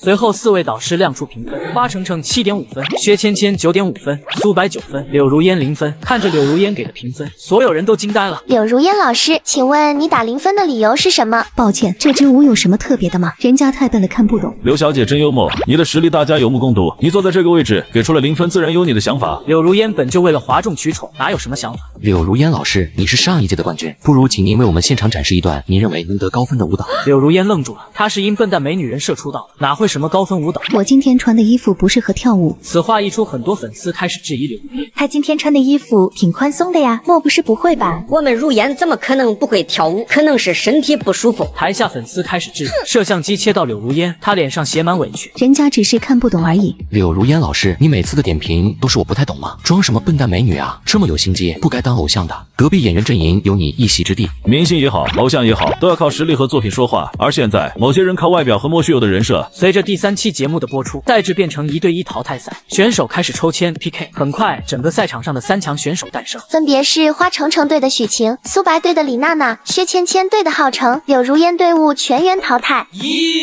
节目的热度也登各大综艺榜单之首。最近网上开始有了骂她的声音，柳如烟越来越坐不住了。该死，最近买了这么多条热搜，网络上怎么还是这么多骂声？看到一旁喝茶的浩辰时，他更是气不打一处来。再确认四下无人，没有摄像头，柳如烟彻底不装了。林浩成，你为什么跟我作对？自从在这节目遇见你，就没有什么好事。浩辰装作无辜，和我有什么关系呢？柳如烟气笑了，你早晚会知道，这些都是徒劳的，没多久观众就会淡忘这一切。是吗？浩辰似笑非笑的与他对视。娱乐圈不适合你，这节目要不是薛芊芊是投资人，你以为你还能站在这里跟我说话？你不过是一个没有后台的大学生罢了，动动手指就能轻易毁掉。我故作害怕，说的后台有多强大似的。我这副死猪不怕开水烫的姿态，彻底把他激怒了。也就是你刚进娱乐圈，你去看看整个内娱，谁敢得罪我？欺负我的都被陈总、陈传私雪藏了。浩辰睁大了眼睛，陈总是谁？真是乡下来的土包子，陈传私的名字你都没听说过。柳如烟快被我无知的样子气疯了，估计平时提到这个靠山的名号，别人都会让他解围了。可是我真的不知道，直播间的家人们，你们听说过吗？当我把手机从课本底下拿出来的那一刻，柳如烟彻底僵住了。天哪，点进来看帅哥，没想到吃了个惊天大瓜。陈传思不是第一季的投资人吗？可他40多岁都有家庭了啊！柳如烟竟然知3道3，这么劲爆的话题，肯定要冲上热搜。当天，柳如烟后台就被网友们扒的渣都不剩，金主陈传思也因此事曝光，而被查出多项罪名，喜提引手镯。而你刚回到学校，竟看到一个黄毛富二代在欺负刚转学来的黑丝学子。我不是故意的，修车的钱我赔。给你赔？我这可是保时捷718，裸车都70几万了，选配下来都快上百万了，你一个穷外地人赔得起吗？钟离怒气冲冲地吼道，心仪脑中如铁锤轰打，感觉天都快塌了。他高考全县第1名，政府奖励了1万元，上百万的车，这怎么赔得起？心仪无助地站在原地，感觉自己死定了。闻声有人出言道，不就行李箱碰了下，动不动就让人卖房子，就是再怎么也要先去4S 定损吧。是啊，我看事故也不大，就地出凹陷，也不至于卖房。钟离闻声更气了，他满嘴跑火车，胡乱说道，你们懂个屁，这是我才买1个月的新车，车子的贬值费需不需要赔？车子坏了，我的出行费、精神损失费等等，我给你说，少说你都要赔我10万块。心仪听说要赔10万块，眼泪还是不争气的溢出眼眶。我先赔你1万多块，剩下的我打工慢慢还你，可以吗？1万块连零头都不够，打电话让你父母筹钱。说完，他心中莫名的一喜，看来可以在他身上狠狠敲一记，这钱刚好也能作为大学泡妞成本。就在这时，一阵机械猛禽的轰鸣声由远及近。你坐在车里，大家的注意力都集中在了这辆火红的超跑上。趾高气扬的钟离也被炫酷尊贵的法拉第吸引，眼中透露着羡慕。这才是我所向往的豪车，自己这辆180手的保时捷，真的就是工业废铁。很快有人发现了法拉第的不同。我看到了什么？行走的千万豪车，这可是10大神车法拉第拉法，法拉第中的贵族。驾驶室的蝴蝶翼门缓缓升起，你从中走了出来。钟离心中莫名嫉妒开法拉第拉法，嫉妒自己的风头全被你抢了。想到这些，钟离就更气了。打工赔，兄弟，需要我等多久？3年、5年还是10年？你环顾了一周，对着钟离缓缓开口道：“这辆车是你的，关你什么事？”钟离越想越气，他把气全撒在了心仪身上。你把老子车碰坏了，装什么无辜？快赔我钱！一辆老款的保时捷718，一开口就要10万，也不怕闪了舌头。谎言被拆穿，钟离恶狠狠道：“谁跟你说这是老款的？这是我才提1个月的新车，看在兄弟你的面子上，我也不为难他了。你帮他给我15万，这事就过了。”钟离心中暗暗的自喜，碰到冤大头了，开千万豪车的人可以，不过你这台5、6年车龄的保时捷，就这点小碰撞，可赔不起这价。你随手捡起砖头，用力把保时捷前保险杠打了个稀巴烂。随后你看了看自己的杰作，笑着道：“这样才是15万的价格。”你欺人太甚！没错，我就欺你了，能怎么着？笑话？难道指着你欺负别人？你等着！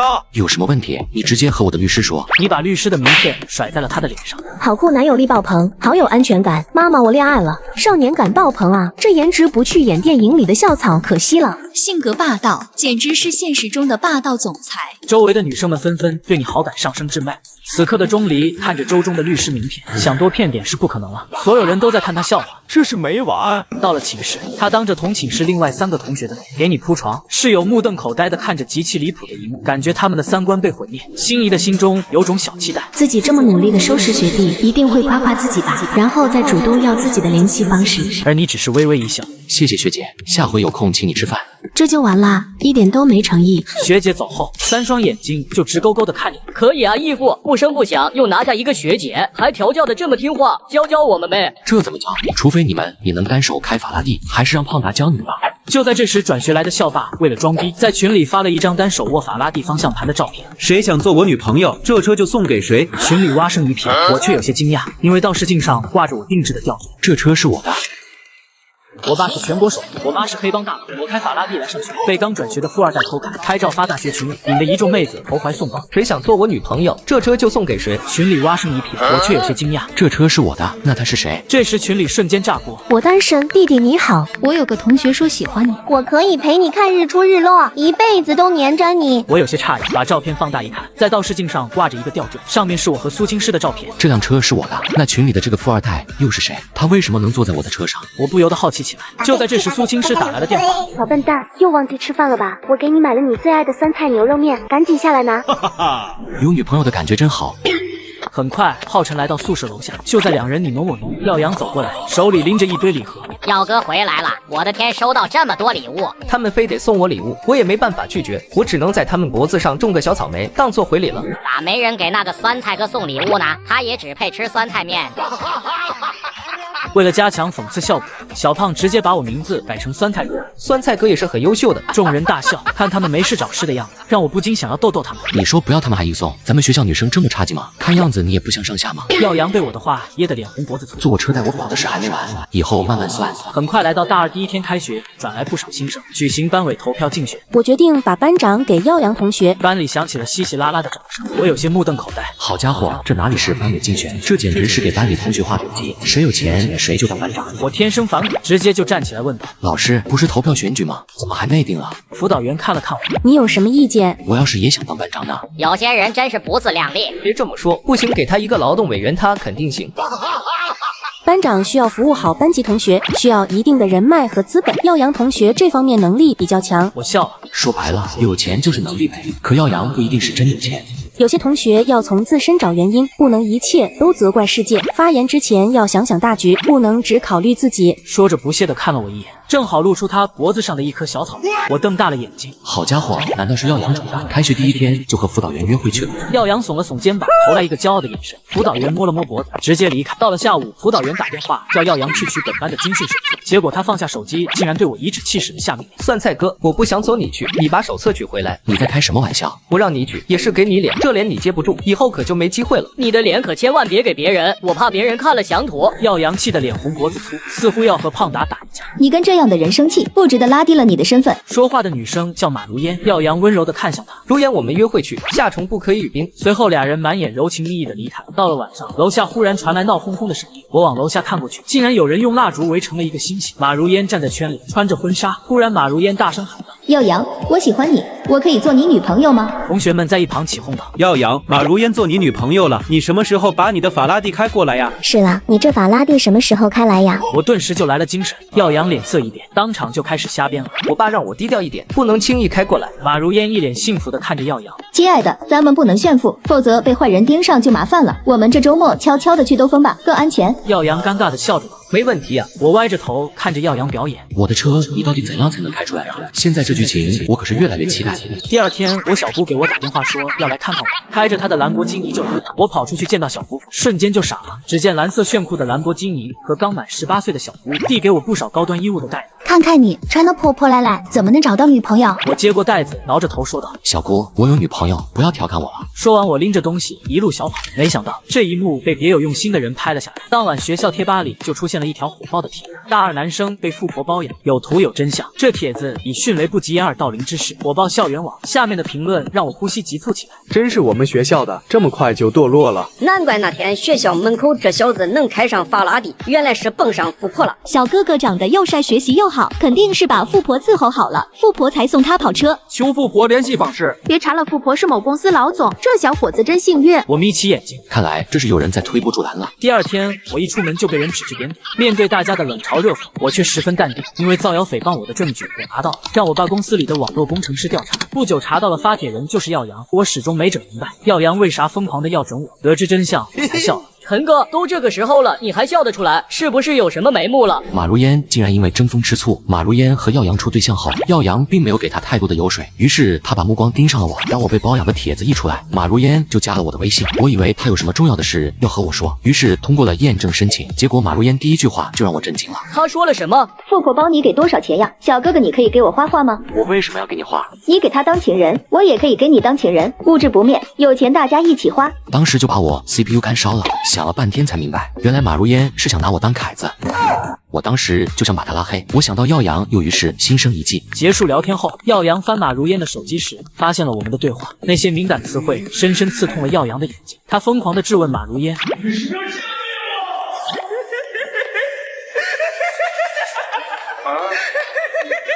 马如烟尴尬地解释说：“他先勾引我的。”于是耀阳心里发誓要把我赶出学校，于是开始在网上带节奏，让我滚出学校。辅导员直接给我打电话，让你家长来一趟学校。第二天，我妈直接来了。辅导员见到我们后，直接把手机推了过来。你自己看看你儿子品德有多恶劣。我妈皱着眉开始刷手机，脸色越来越沉重。她是轻易不发火，一旦发火就会掀起滔天波澜。辅导员看了我妈的样子，露出一丝得意的笑。这位家长，穷不能穷教育，再困难的家庭也不能忽视对孩子的道德教育。我妈看了我一眼，我轻轻摇摇头，示意她稍安勿躁。鉴于林浩辰严重败坏了学校的风气，让他主动退学吧。我妈冷笑着带着我转身就走了出去。门口站着耀阳等好几个人，他们一边戏谑地看着我，一边看着我愤怒不已的老妈。辅导员追了出来，喊道：“你这家长到底是什么意思？你儿子给学院抹黑，这么严重的事你不给个态度？”网址我已经收藏了，我会把这件事的前因后果了解清楚，到时候会给你们发函。发函装的还挺像，有些人的卑劣真是从骨子里带出来的，子不教父之过呀。我妈冷冷地看着我爸是全国首富，我妈是黑帮大佬，我谁也没告诉。转学来的富二代偷开我的法拉第，还叫所有同学去我的别墅参加他女朋友生日宴会，串通辅导员叫我退学。网址我已经收藏了，我会把这件事的前因后果了解清楚，到时候会给你们发函。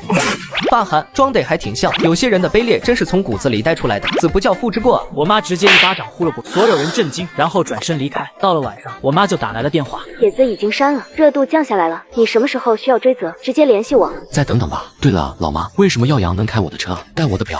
查明白了，耀阳他爸是咱家新招来的管家，我一会让他给你打电话。得了，真相大白。耀阳他爸利用管家的身份，偷偷把你的车给了耀阳开。接下来就是我这个真的富二代装逼打脸的时刻喽。过了一会，一个陌生号码给我打来电话。大少爷你好，我是新管家，你叫我老耀就行，有什么吩咐您请管授。老耀，我那辆法拉第可以送去保养了，你明天去处理一下。管家迟疑了片刻，试探问道：“大少爷，您最近要开这个车吗？”最近不开，过段时间再说。管家这才放心的挂断电话。周末耀阳回了一趟家，等到在上学的时候，他果然开来了我那辆法拉第，直接停在了马如烟的寝室楼下。耀阳搂着马如烟，得意的笑着对我说道：“酸菜哥，追女人你得有实力，凭你那个寒酸的样子，你觉得如烟会看得上？”马如烟嘲讽道：“老公，你也别这么说，他不也坐过兰博基尼吗？不过是沾人家富婆的光而已。”这话一下子就说进耀阳的心坎，他猖狂的笑了起来。笑吧，明天有你哭的。就在这时，苏青师走了过来。苏青师那漂亮的容颜引得不少同学惊讶开口：“你小子金屋藏娇，这么漂亮的女朋友你怎么认识的？”我们在爱聊认识的，怎么样，好看吧？那怎么不早点介绍给大伙认识？这不是时机未到吗？再说了，他家在镇上做生意很忙的。这个爱聊这么靠谱啊？是啊，新人直接给匹配附近1公里内的单身美女，照片、资料、动态都能看，女生都主动找你聊，语音、视频都行，看你喜欢哪个随便聊。要觉得不合适，每天还单独匹配6个同城美女给你，你抓紧去左下角试试，点进去一会就有老多美女主动找了，看看是不是住附近的美女。等下我也下载一个，我要找10个。晚上，我拿着备用钥匙打开车，把我的吊坠和手表拿走。第二天一早，我直接给管家打了个电话：“老耀，一会把我车里的吊坠和手表给我拿过来，我在学校等你。”管家震惊了：“少爷你我怎么了？车不是在4S 店吗？你直接取东西过来就好了。难道只有我爸说话管用？我说话你就不听？”“不，少爷，我尽快给你送过去。”下一秒，耀阳的电话响了起来。他接听后脸色一变，然后直接回到车里翻找吊坠和手表。在大家诧异的目光下，他慌张地跑下车质问马如烟：“如烟，我车里的吊坠和手表你拿了吗？”“没有啊，老公，你丢东西了。”耀阳有些慌了，他连忙又打了个电话。我似乎听到对方在劈头盖脸地骂他。耀阳放下电话，满脸愤怒地看着我说道：“是不是你小子偷了我的东西？你赶紧拿出来！”我笑着摊了摊手：“车钥匙你睡觉都握着，我怎么上你的车拿你的东西啊？要不然报警。”马如烟和其他几个同学也点头赞同。耀阳急促地喊道：“不能报警！”众人都狐疑地看着耀阳，随后他手忙脚乱地跑进车里。马如烟有些气急败坏道：“老公，你干嘛去？今天不是要出去兜风吗？”“今天家里有点事，改天再陪你。”他一踩油门就要跑，我悄悄在衣服兜里按了一下钥匙按键，车子直接熄火，价值8000万的法拉第直接停了下来，还擦坏了保险杠。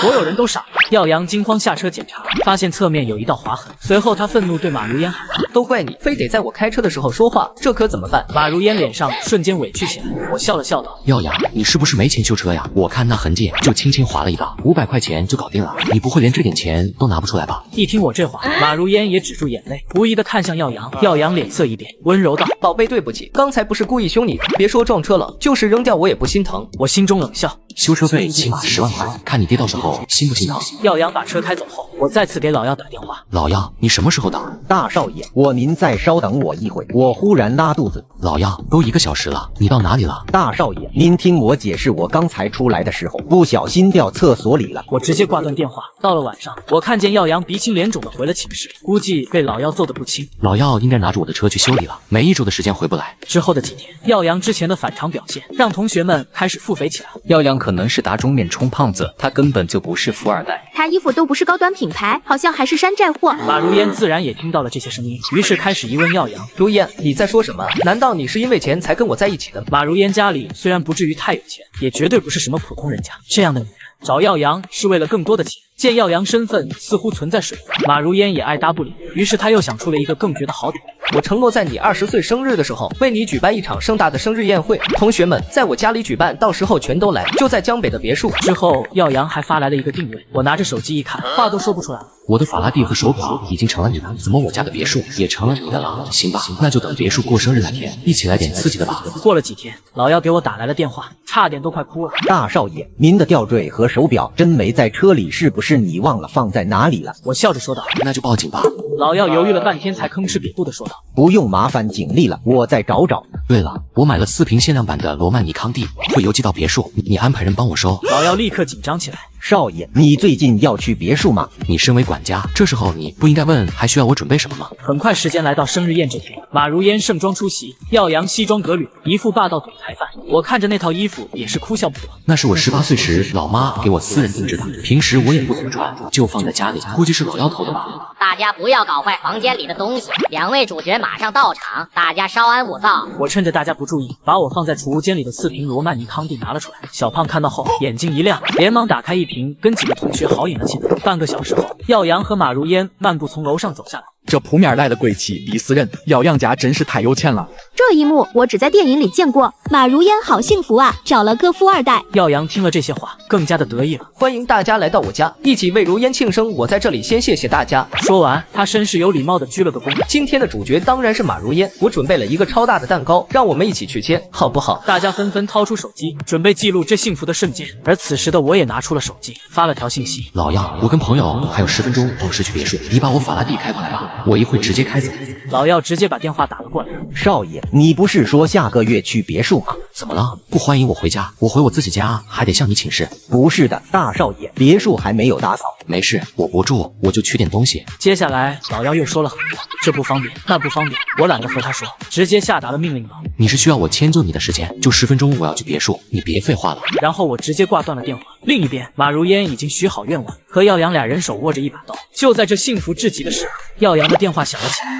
我爸是全国首富，我妈是黑帮大佬，我家的跑车别墅被管家偷偷拿给他儿子追马如烟。我打电话给管家说马上到别墅，管家慌了，立马打电话给耀阳。他皱着眉对马如烟说：“等等我一下，我接个电话。”然后转身去接电话。我离远一看，耀阳接电话的时候，脸上带着委屈、慌张、愤怒，肯定是老幺给他打电话，让他赶紧麻溜滚蛋。好戏开场了。此时大家都跃跃欲试，等着他切蛋糕。同学们不好意思，我刚刚接到电话，说物业10分钟后要来做全屋消毒，需要我们立刻散场。同学们都愣住，马如烟吃惊的看着耀阳问道：“物业消毒需要我们散场吗？”耀阳被逼得满脸通红。我的别墅消毒非常复杂，也是刚刚通知我的，所以抱歉了。大家有些无语，说话也一点酸了。刚开始就结束啊，逗我们玩呢？就是啊，刚来别墅，屁股还没坐热呢，就让我们走。我也带礼物来的啊，真的太搞笑了！一个物业就能让主人把客人赶走，这房子到底是谁的？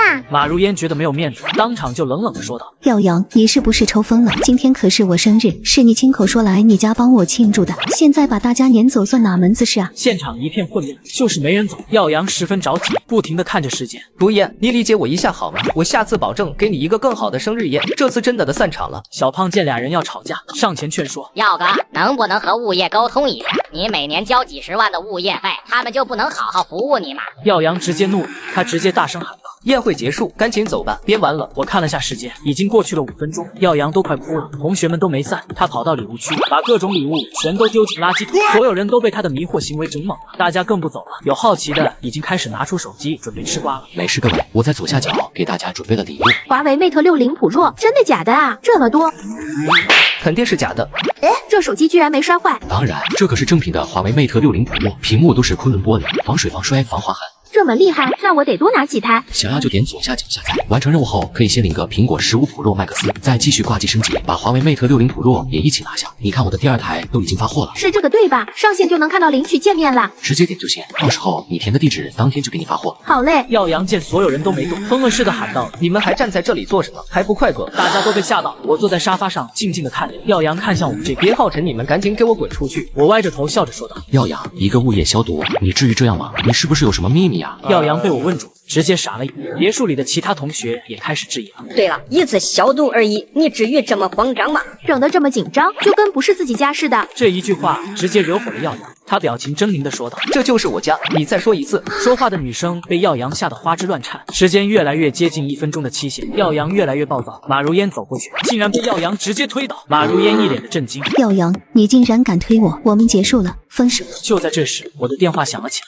我直接打开免提功能。大少爷，您到了吗？耀阳猛然回头，眼里带着震惊的神色。到了。你在哪里？我怎么没看到您？我在屋里。您进去了。我直接挂断了电话。耀阳直接傻眼了。大门被推开那一刻，同学们的目光都在门口那个男人的身上。老耀手忙脚乱地走了进来，他看见我坐在沙发上，周围乱成一团，整个别墅都带着乱七八糟的景象。他直接一巴掌扇在了耀阳的脸上。大，你为啥又打我？同学们都震惊了，眼前这个老头竟然是耀阳的爸爸。看穿衣打扮和气质，也不像富翁啊。大少爷，对不起，都是我的错，是我管教不严。您大人有大量，我儿子就是想建您家的别墅办个小聚会，我肯定给您收拾干净。同学们都震惊了，看来老耀还不知道我和耀阳的恩怨呢。大少爷，别墅的主人不是耀阳，而是浩辰。我笑着对老耀说道：“你儿子偷开我的车子，偷穿我的衣服，偷用我的别墅，而且还造谣污蔑我，你一句道歉就结束了。”这么快就给我发货啦？当然，我的左下角不玩虚的。我拿出手机，点开我和小姑的照片，大声说道：“老耀，你告诉大家，这个女人是谁？”老耀颤抖着说道：“这位是你小姑啊？怎么了？”全场哗然。原来那个富婆是浩辰小姑，原来浩辰才是真正的富二代。原来耀阳是个假冒伪劣。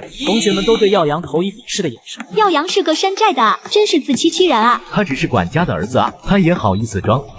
马如烟也一巴掌扇在耀阳的脸上。耀阳，你骗我，你根本不是富二代。我冷冷地说道。耀阳说我被富婆包养的帖子是你发的，把我名字爆出去是小胖做的，让我退学也是你们找的水军。律师下午就会向法院提交证据，我要起诉你们造谣诽谤，泄露我个人信息，你们等着吧。路过老耀的时候，我眯着眼说的。对了，你儿子把我车撞坏了，我还得报警抓他呢。我路过小胖的时候，还笑眯眯地说道：“我买了4瓶罗曼尼康帝，你偷喝了2瓶，记得把钱还给我，每瓶20万。”然后我直接离开。不久，耀阳因为造谣诽谤、扰乱社会治安等问题被拘留了，这一生都留下了案底，出头无望。小胖被关了7天后，赔了我20万，最后灰溜溜的退学了。马如烟更惨，他爸和我家有6人。我妈大笔一挥，直接让他家破产了。那个市里演的辅导员老师也因为师德败坏被开除了。老耀暗地里偷我家的东西，最后不得把房子卖掉赔钱，被我妈扫地出门。就在这时，苏青师打来了电话：“浩辰，你有时间吗？我们一起去吃饭。”行，你在校门口等我，我刚好没吃中午饭。被他一说，也确实有些饿了。苏青师和嗨斯学姐心仪，并称南大舞蹈系2点金花。大学门口，苏青师站在路口，她性感的穿着，让经过的异性忍不住观望。不愧是学舞蹈的，苏青师那身材与容貌绝对算是拔尖的那一批。这时，一辆保时捷停到苏青师旁边。青师天气这么热，别站在那了，到我车上坐会吧。你要去哪里，我送你去。开保时捷的男生叫王子涵，是南大大4的学生，也是比较有名的富二代。凭借保时捷，他交往过许多的女朋友。苏青师不说话，直接换到一旁。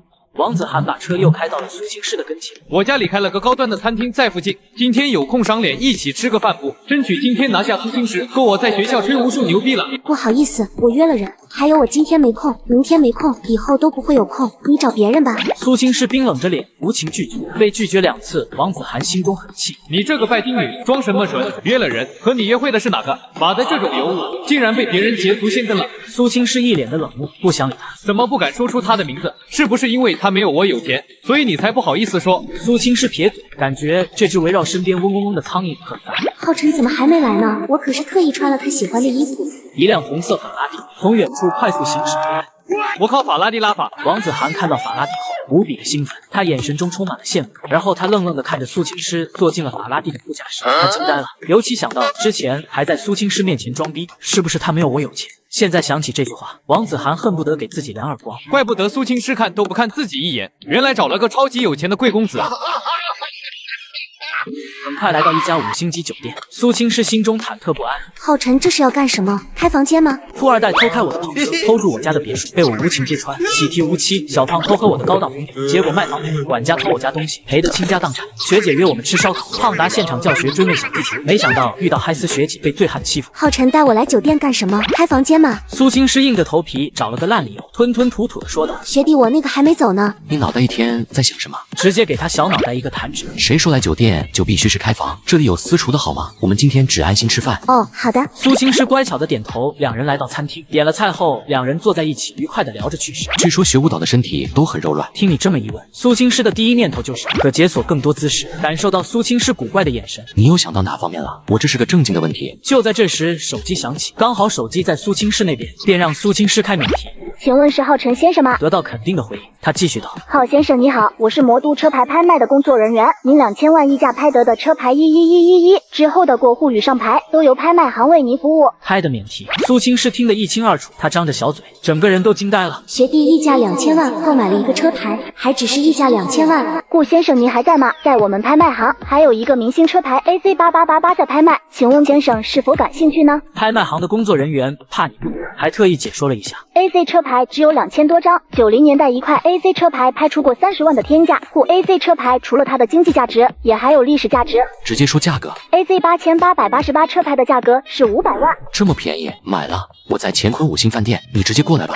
刚挂断电话，旁边不远处听到通话的几个中年男人语带讥讽：哈哈，还溢价2000万买了11111车牌，隔着场双黄呢。现在的年轻人太浮躁了，一天净白日做梦，一点都不干实事。其中一个男子腰上别着宾利钥匙的人直接说道：小姑娘别被这小子骗了，1111的车牌根本不可能拍卖，拥有这车牌的人在良城商界可是有头有脸的人物。宾利男说完，还有意无意的露出自己挂在裤子上的宾利钥匙，发现苏青师这么美，多少有了点其他念头。又看到你在那瞎装逼，他们直接上前戳破谎言，最好让女的对男的产生厌恶，我们才会有机会。小伙子，看你这么年轻，我作为过来人提醒你一句，还是要走正道，要脚踏实地做事。宾利男以长辈的口吻说，眼神却一直盯着苏青师的大长腿。你看我勤勤恳恳的做事，现如今我在魔都有3套房，名下多辆车，前几天还新提了辆宾利车。宾利男装逼正高兴，苏青师却被他猥琐的表情吓了一跳，对他非常厌恶。你平静的坐着，安静的听着宾利男在面前装逼。是啊，我老大哥就是牛皮，大哥的公司一年利润1000多万，大哥身家上亿。年轻人，你应该多和我们大哥学习学习。旁边几个一起吃饭的人也在拍着宾利男的彩虹屁。宾利男傲气的笑着，苏青师想反击，被你拦了下来。随后你缓缓的说道：你们说够了，逼装完了。你身价上亿，你年赚1000万，这点成绩很值得炫耀吗？你不屑的说道。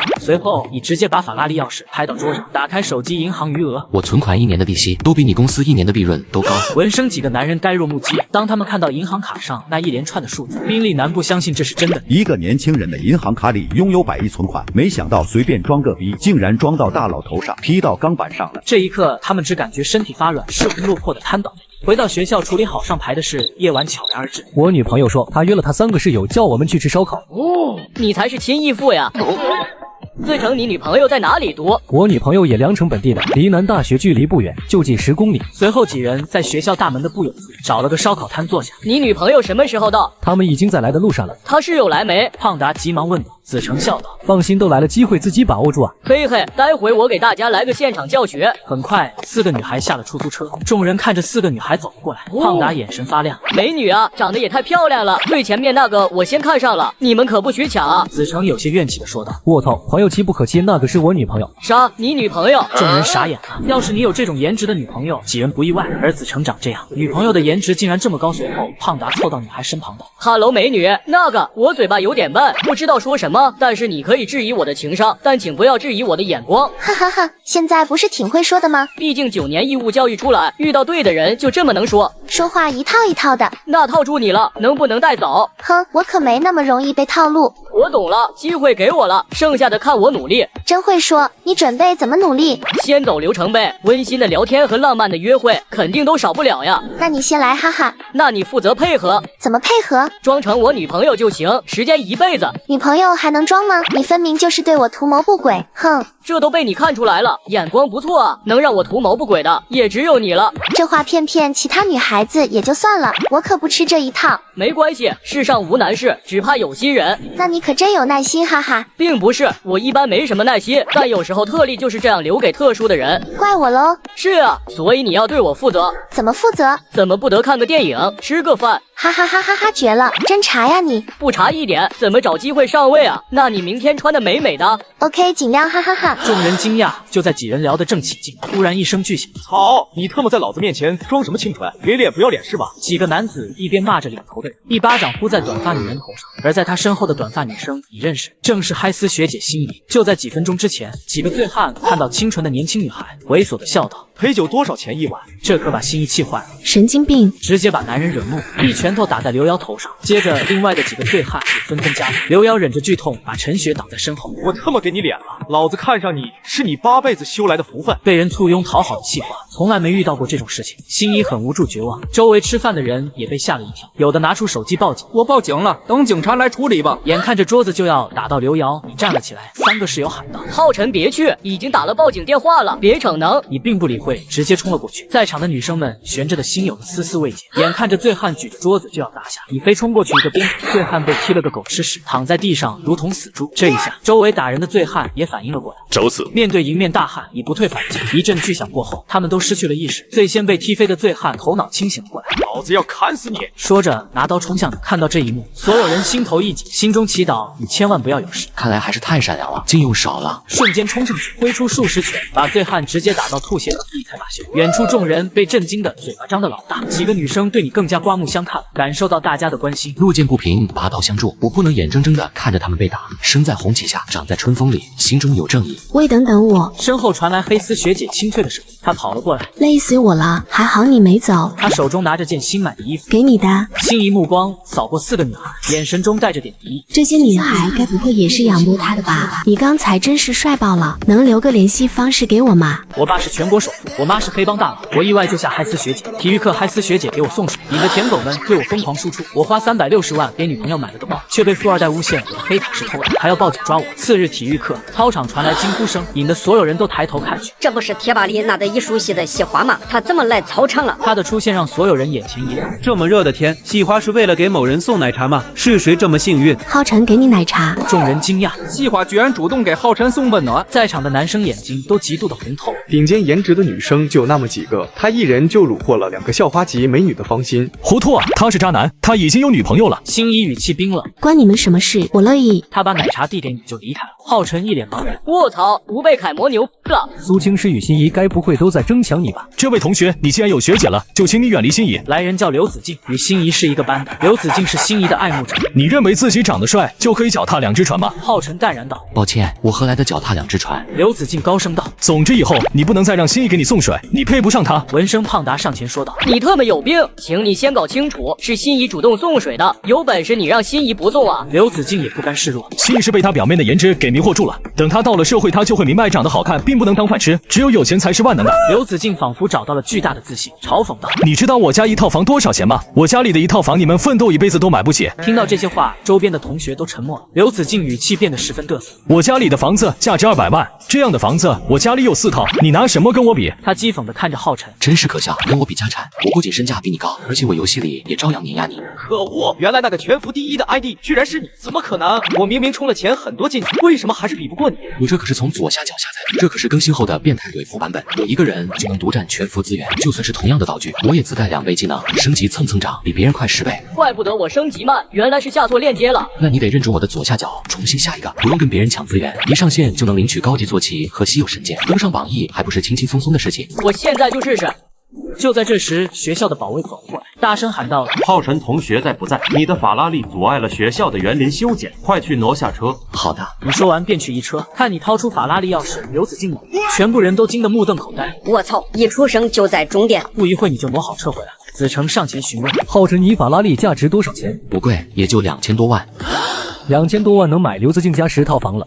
此时刘子敬恨不得找个地洞钻进去。自己需要家里的房子价值800万，而人家开的车就价值2000多万，自己这纯属是伸出脸让他的。很快时间来到苏青师过生日这天，周围的一家爱马仕吸引了我的注意，也吸引了很多校园富二代情侣。想到今天是苏青师生日，刚好小姑给我那张全球通用至尊购物商卡还没用过，随后朝着爱马仕豪楼里面走。先生您好，有什么可以为您效劳？他看着我的穿着，表面上客气，但眼中还是闪过了一丝不易察觉的轻蔑。一身烂大街的衣服也敢进爱马仕？我先随便看看，头一次给喜欢的人买包包，不知道他喜欢什么样的。而当下女服务员的态度便是有些冷漠起来，还摆了屌丝模样的我一眼。杨哥，你能给我买个包包吗？这时，一道令我熟悉的声音响起，我扭头一看，来人正是我的前女友陈如烟跟富二代陆阳。是杨少啊，这是你女朋友吗？真好看。我身旁的女服务员一看到陆阳，态度顿时180度大转变，急忙笑着迎了上去。陆阳家里有钱，无论走到哪都是惹人注目的存在。当下对女服务员笑道：“这是我女朋友陈如烟，带她来买个包包。”陈如烟俏脸闪过一抹红晕，果然是杨少，走到哪里都有面子。当下陈如烟指着一款名牌包道：“杨少，我想要这款。”那款包被放在柜子里，显得很是奢华隆重。导购员张如笑着说：“这款包是爱马仕镇店之宝，全球只生产了10套，如果要买，至少也得要360万左右。”陈如烟吓得捂住了自己的嘴。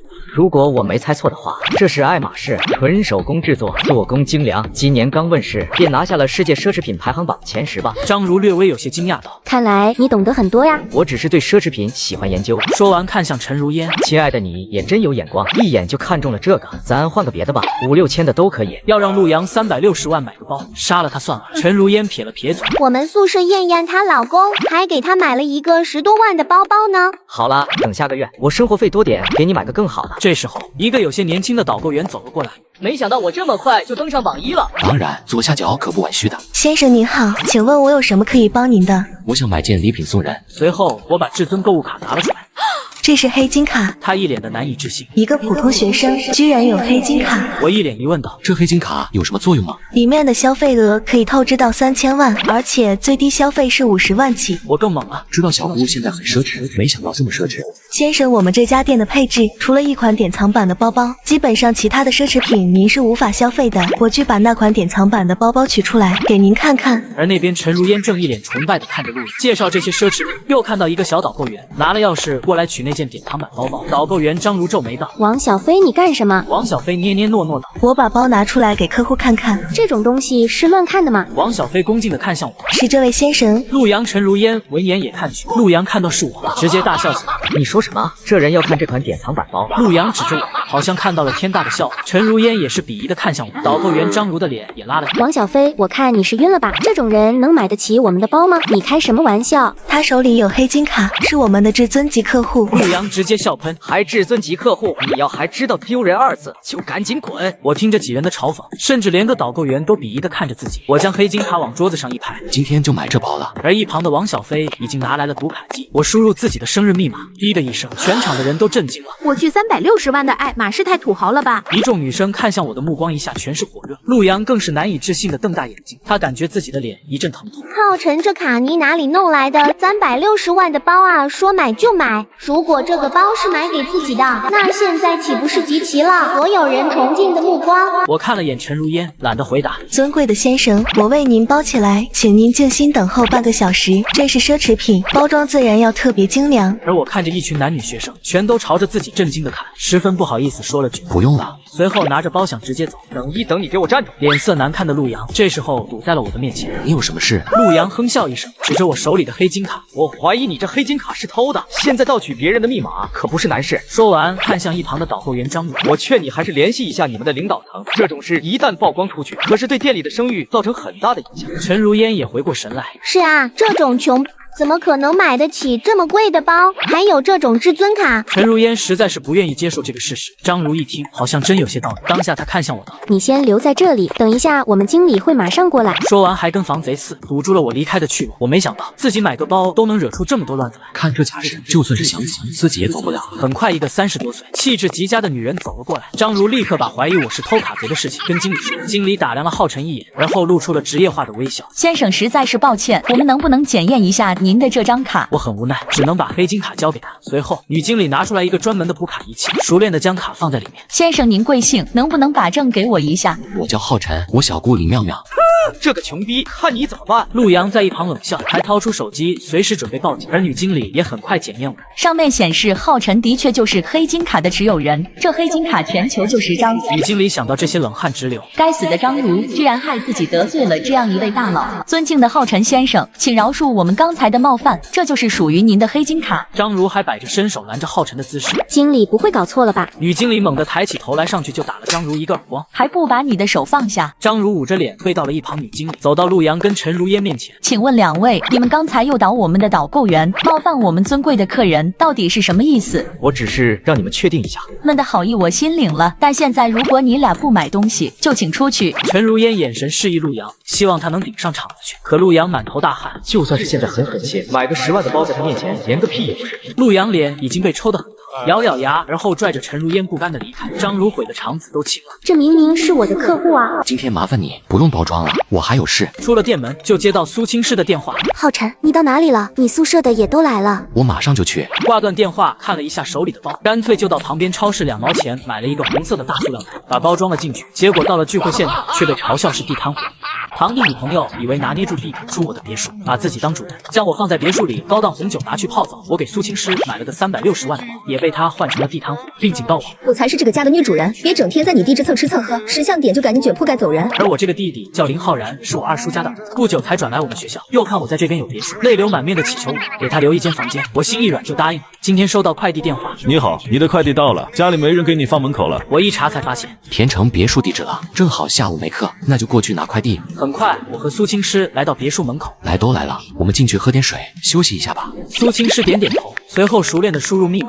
密码错误，我没放在心上，重新输入，在连续输了3次都提示我密码错误后，这密码不对劲，是不是被人改了？我派一个发家庭群里问问。还没来得及打字，林浩然的电话就打过来。这密码锁是坏了吗？一直显示密码错误。林浩然有些紧张，小心翼翼地问：哥，你为什么突然回去了？哪来的那么多为什么？密码是怎么了？你是不是改密码了？哥，你别上火，我们要下课了，马上就过去，你稍等一下。林浩然害怕我发飙，赶紧挂了电话。搞什么？直接告诉我密码不就得了？10几分钟后，林浩然着急忙慌地赶过来，看着他身后还跟着一位走得慢悠悠的女同学。怪不得用的是我们，原来这小子谈女朋友了。赵如烟走过来时，目光不友善的上下打量着我。哥，这是赵如烟，我的女朋友，这几天正好住在这里。一听到我弟带着女朋友住在这里，还没提前跟我说一声，火气一下子升了起来。如烟，这是我哥浩辰。赵如烟原本不想搭话，林浩然碰了碰他，他才不情不愿的冲我点点头。林浩然输入新密码，打开了门。如烟一直说太复杂了，记不住就让我改成了他的生日。听完林浩然的解释，我的脸瞬间沉下来。林浩然见我满脸不爽，又拿出那招对我百试百灵的装可怜。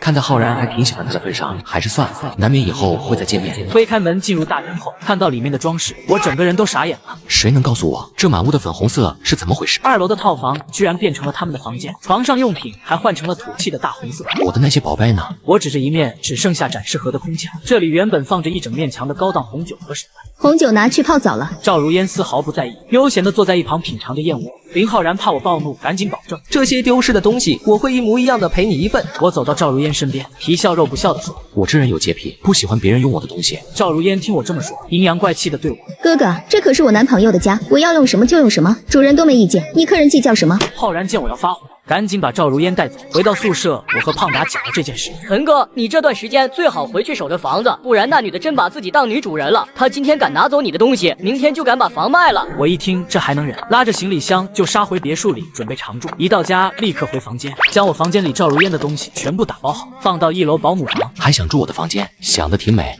林浩然，我清点了下我消失的那强红酒和手办，一共是19.5万。看在我们哥弟情深，我就不坑你，收你20万整就行。手机那头传来林浩然支支吾吾的声音：哥，这钱我过段时间再转给你吧。我再怎么讨厌赵如烟，但看在林浩然的面上，我也没把他赶走。那天苏青师过生日，我给他买的包，生日当天打开一看，被所有人嘲笑是地摊货。后面调酒店监控才发现，我去上厕所把包放胖达旁边，被赵如烟调包了。我气得想要冲回家撕烂赵如烟的嘴。胖达知道我弟和赵如烟的事，不要让你弟家在中间为难，你私下跟你弟说，让他把包换回来吧。看在二叔面子上，还是算了。到时候让林浩然把包换回来就行，不想追究了。回到家，推开门就看到2双陌生人的鞋子，不用想也知道赵如烟带朋友过来了。走进屋内，一片狼藉，外卖果壳随地乱扔。我愤怒走到卧室门口，发现门被人从里面反锁。很好，我暴脾气上来，直接几脚将门踹开。开门的声音吵醒了睡在楼下的林浩然。哥，你晚上不是不回来吗？林浩然正思考着该怎么解释。吵死了，大半夜吵什么呀？2个陌生的女孩子从我房间走出来，看到被我踹坏的门，吓得不敢说话。赵如烟则是边打哈欠边抱怨地走上2楼，看到我回来了，一点害怕想解释的反应都没有。明天叫人把我房间里的所有家具换新的，这门也要修好。你们2个从我的房间滚出去！赵如烟在她的朋友面前丢了面子，上前一步想要找我理论，被林浩然死死拦住。我数3下滚出去。林浩然是知道我的厉害，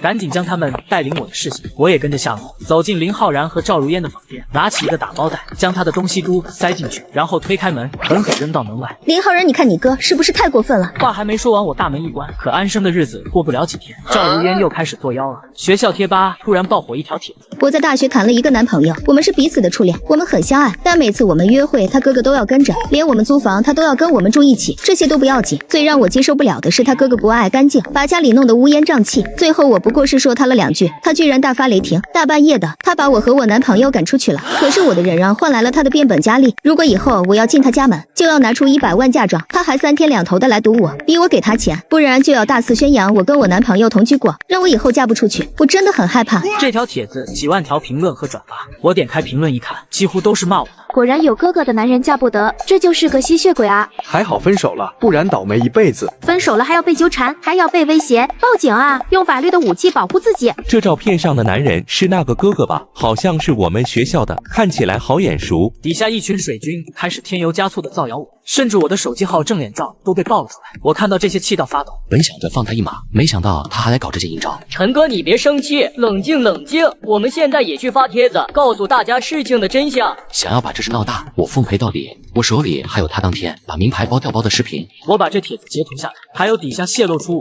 个人信息的留言，全部保存下来。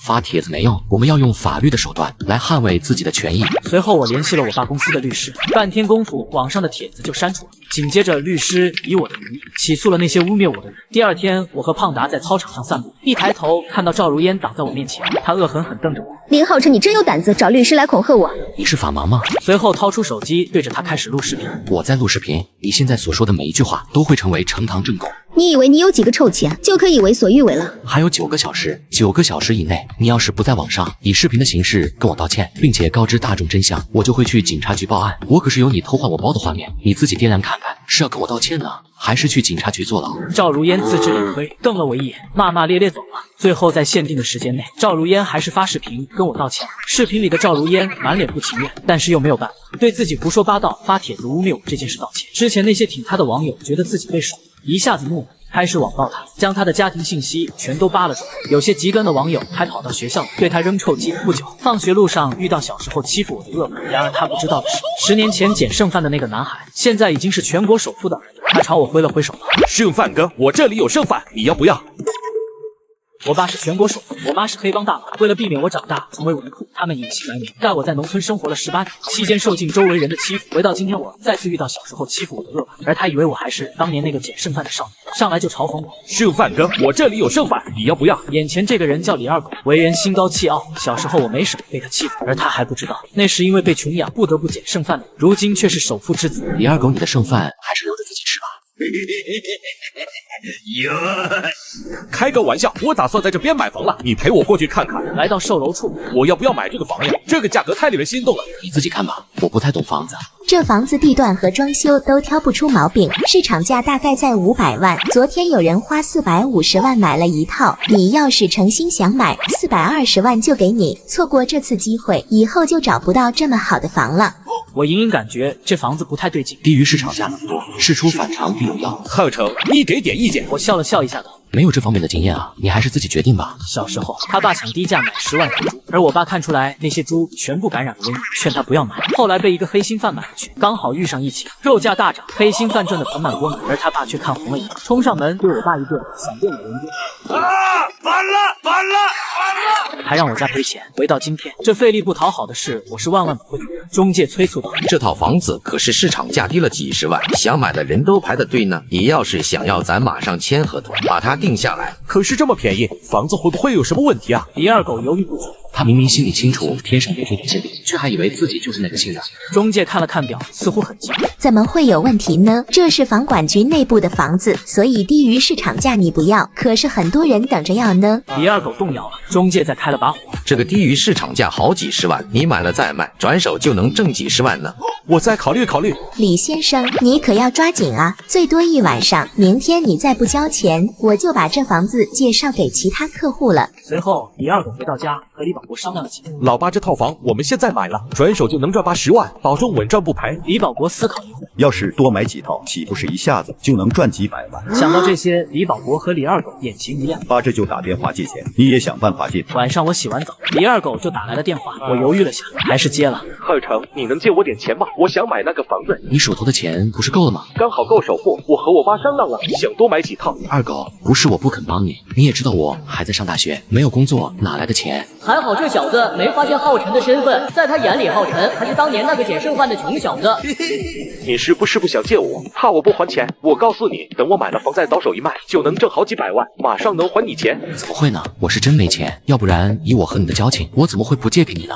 李二狗还没跟我说完，就把电话挂了。不久后，李二狗更新了朋友圈，里面晒着5张房产证，配文：今后做个收租金的小土豪。评论区全是清一色的夸赞。哇，二狗，你啥时候这么有钱啊？原来你是个富二代，藏得太深了。二狗求请吃饭，帅气多金，求包养。没几分钟就有300多个点赞，我默默看了下，没点赞，没评论。李二狗一下子买了5套房，估计借了不少钱，也不知道哪些人被他祸害了。我刚准备放下手机，李二狗的电话就打过来。浩辰，你看朋友圈了没？刚刚看到了，恭喜你啊，买了5套房，好厉害啊！李二狗语气里透着不屑。你看你不借钱给我，我还是有办法买了房。看在小时候的份上，我不计较了。这周6我请客，在皇冠大酒店，你到时可一定要来哦。好的。我也想看看他借那么多钱来装大款，到时怎么收场。很快来到周6这天，路过我家地下车库时，我看着停着我爸的劳西莱西，我妈的迈论伦，还有我法拉利，小姨的兰博基尼，胖达激动道：“陈哥，咱们选一辆开过去。”算了，我现在的人设是没钱的大学生，还是坐地铁吧。我到的时候，里面已经坐满了，足足有3大桌，都是李二狗社会上的朋友。看来这次李二狗可是下了血本啊！我远远看见李二狗被一群人围在中间，他似乎也看见了我。我刚要和他打招呼，他却飞快地转过了视线，摆架子当作没看见我。正好我也不想和他有过多交集，便找了个空位默默坐下。哎呀，浩成你来了！二狗说小时候和你关系最好，你看现在二狗发达了，你还不赶紧过来抱大腿啊！此人是李二狗的表弟李大柱，他的大嗓门一下子吸引了其他人。是啊，浩成你怎么来的这么晚，害我们等了好久。好家伙，李二狗这是提前给大家灌好迷魂汤了。看来我没给他借钱的事，他已经告诉所有人了。这次买房应该是抱着转手卖掉赚钱的心态，能借的钱估计都借完了吧。没想到这些人以为李二狗发达了，就8竿子舔上来了。李二狗听说我迟到，面色也沉了下来，脸阴郁的看着我，我露出职业假笑，抬起手表看了一眼11点58分，我还早到了2分钟呢，实在算不上迟到。陈二娃见气氛不对，打起了圆场。是啊，是我们来的早了哈，大家快坐下来吧。早上起得晚，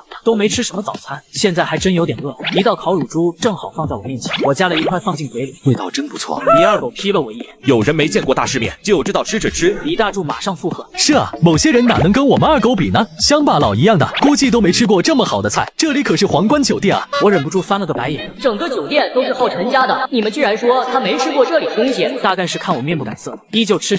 李大柱砰的一声割下筷子，拿出礼盒递到了李二狗面前。二狗，这是我送你的礼物，祝贺你成为包租公。哇，一整箱茅台啊！大柱你真舍得，这一套下来也得好几万了。李大柱大学毕业后也没找到什么好工作，这箱茅台抵得上他好几个月工资。旁边的见状也不甘落后，小心翼翼的拿出了一瓶红酒送给李二狗。这是拉灰啊！李二狗两眼放光，马上收了下来。既然你一番好意，我就收下了。这点小礼物算什么？你都答应给我们安排工作了，以后我陈二娃可就靠你了。李二狗对着陈二娃笑，表情凝滞了一瞬，随后尴尬的笑了笑。包在我身上。对了，林浩成是吧？你给二狗带了什么礼物？拿出来让我们瞧瞧。李大柱的嗓音贼大，引得众人都看向了我。没人告诉我这吃饭还要带礼物，早知道我就不来了，不划算。见我一动不动，李二狗白了一眼，讽刺道：林浩成，你不会是想来白吃，连礼物都没买吧？虽然你家境一般，但你连个礼物都买不起吗？我从包里掏出了一枚戒指，这是上周我在私人定制那里订的，连包装都还没拆呢。我递给了李二狗，被刘大柱一把抢了过去，轻蔑的看了我一眼。这戒指怎么连牌子都没有？是地摊货吧？买不起礼物就不用送了，我戒指多着呢。没文化真可怕，这枚戒指价值50多万呢。我拿回戒指，既然二狗不需要，那我就留着自己戴了。本来就不想便宜李二狗，他这样正好。现场的人被我这波操作搞得不知所措，估计是没想到我还真把送出的戒指拿回来。浩成礼物我就不收了，要不改天你也请大家吃个饭，大家一起再聚聚。李二狗说完，捂着嘴。哎呀，我应该先私下问你的，我忘了你还是个大学生，家里没钱，请客吃饭是不是有点为难你了？我慢悠悠擦了擦嘴，原来真是记恨我没给他借钱，在这给我添堵呢。没事，大家难得聚聚，下周6来我家，我请客。请客还在家呀，到时候可别把我们急死。说完白了我一眼。我的西郊别墅，上次马如烟过生日容纳了300多人，接待他们一行人还是绰绰有余。很快周6就到了。这别墅好气派呀！这游泳池好大，好想下去游泳。这不是皇冠集团的别墅吗？我看新闻报道过，这是什么神仙地方啊？下辈子让我投胎住在这里吧。李二狗新开了辆宝马，停在了我家别墅门口。哎呀，我说林浩成，你这次可是装的有点过了，这么大的别墅，租一天得花不少钱吧？他嘴上在讽刺我，两眼却贪婪地盯着我家的别墅。是啊，谁不知道这是皇冠集团的别墅？你消费得起吗？林浩成，你可别到时候没钱付租金来找二狗借钱啊！刘大柱真是无时无刻都在拍着李二狗的马屁。我不需要租金，这是我家的。行吧，吹牛都不打草稿，这是你家别墅，那我还全球首付呢。说完，三人大笑。李二狗继续说：“林浩成，没想到你是这么虚荣的一个人，本来还想用我的关系给你找个好工作的，现在看来你不配。谢谢，我不需要，这本来是我家的别墅啊。”刘大柱叉起了腰，怒气冲冲道：“这明明是皇冠集团董事长的别墅，怎么会是你的？要是你的，我直播吃下。”今天这翔你是吃定了。我爸是全国首富，我妈是黑帮大佬，只因我没给恶霸借钱买房，就遭到他的疯狂诋毁，还让我请所有人吃饭。来到我家，更是诬陷我偷住别墅。林浩成，我看你小子病得不轻呀！这别墅要是你的，我直播吃下。原来你还有这种癖好，今天这翔你是吃定了。别光耍嘴皮，实在不行你自己去问物业吧。我看你小子还怎样？刘大柱，你去找物业，就说有人冒充房主骗人。说完，几人一副要看好戏的模样。很快，刘大柱就找来了物业。来人是一个20多岁的年轻人，兴许是刚来不久，看着有些面生。李二狗轻蔑开口道：“你说说看，这别墅的业主你认识吗？这别墅是皇冠集团董事长的。”物业像看乡巴佬一样看着刘大柱。那你赶紧把这人赶出去，他说这别墅是他的。物业一听急了：“是哪个不要命的，连皇冠集团的别墅都敢动？”李二狗指着我，一脸看好戏的样子。就是他！物业上下打量我一番，怒声呵斥道：“你小子是谁？这种地方是你能来的吗？”我淡淡一笑道：“你是新来的物业吧？你这种人是怎么进来的？叫你们王经理来和我说话。”哎呀，还在装呢！大家看看，连物业都不认识，他还装。三人露出鄙夷的神色。物业连忙拨通了王经理的电话。不一会，王经理走了过来，一看见我就赶紧迎了上来，敬了个礼。浩成少爷，好久不见，是来这里开派对吗？我点点头。一旁的物业已经吓得瑟瑟发抖。王经理上去就给了他一巴掌。你眼瞎了吗？连自家少爷都不认识，现在就给我卷铺盖走人！陈哥，你有快递，帮我打开看看。你买新手机了，还一下买苹果、华为2台。买啥呀？这是前几天左下角游戏免费领的。你那左下角我去过啊，都显示库存不足。你等着，我左下角的库存没了，还能加吗？可以的，新加的1万台华为 Mate 60和苹果15 Pro 若都打包好，放左下角了，只要看到视频的粉丝都能参与。行，我来试试。有了哎，我都验证过了，厂商还加了8000台 iPad Pro 配套送，很多人2台手机和平板都领到了。平板也领这么快吗？非常快，不过只有从我左下角全新官方加速通道进入才能这么快。首充8元，拿下满街神装和神级坐骑，一键清空生成，3天飙升上千级，苹果、华为秒发货。那我也去试试。李二狗赶紧跑到王经理面前，指着我：“你叫他什么？这个废物怎么可能是邻家大嫂？他小时候可是天天点剩饭，这别墅怎么可能是他的？”王经理上去就是一巴掌。他是这别墅的主人，王冠集团的林少爷，听懂了吗？说完又对我笑脸相迎道：“抱歉，林少爷，是我看管不周，把闲杂人放进来了，我这就把他们赶出去。”一听这话，反应过来的刘大柱急忙开口道：“别，我们都是浩成少爷的好朋友，是浩成邀请我们来吃饭的。”是呀，我就说浩成怎么可能吹牛呢？我一直都相信你没说谎。两人围着我叽叽喳喳刷存在感，眼前的一幕直接把李二狗的 CPU 干烧。这种巨大的反差感让他惊得张大了嘴。见我看着李二狗，刘大柱继续讨好道：“李二狗，你就是狗眼看人低。我说浩辰是富家少爷，你偏不信。”看着眼前翻脸比翻书还快的刘大柱，你不是说要直播吃翔吗？什么时候开播？大家一起给你捧场啊！胖达歪嘴一笑，随后掏出一坨翔，吃吧，热乎的。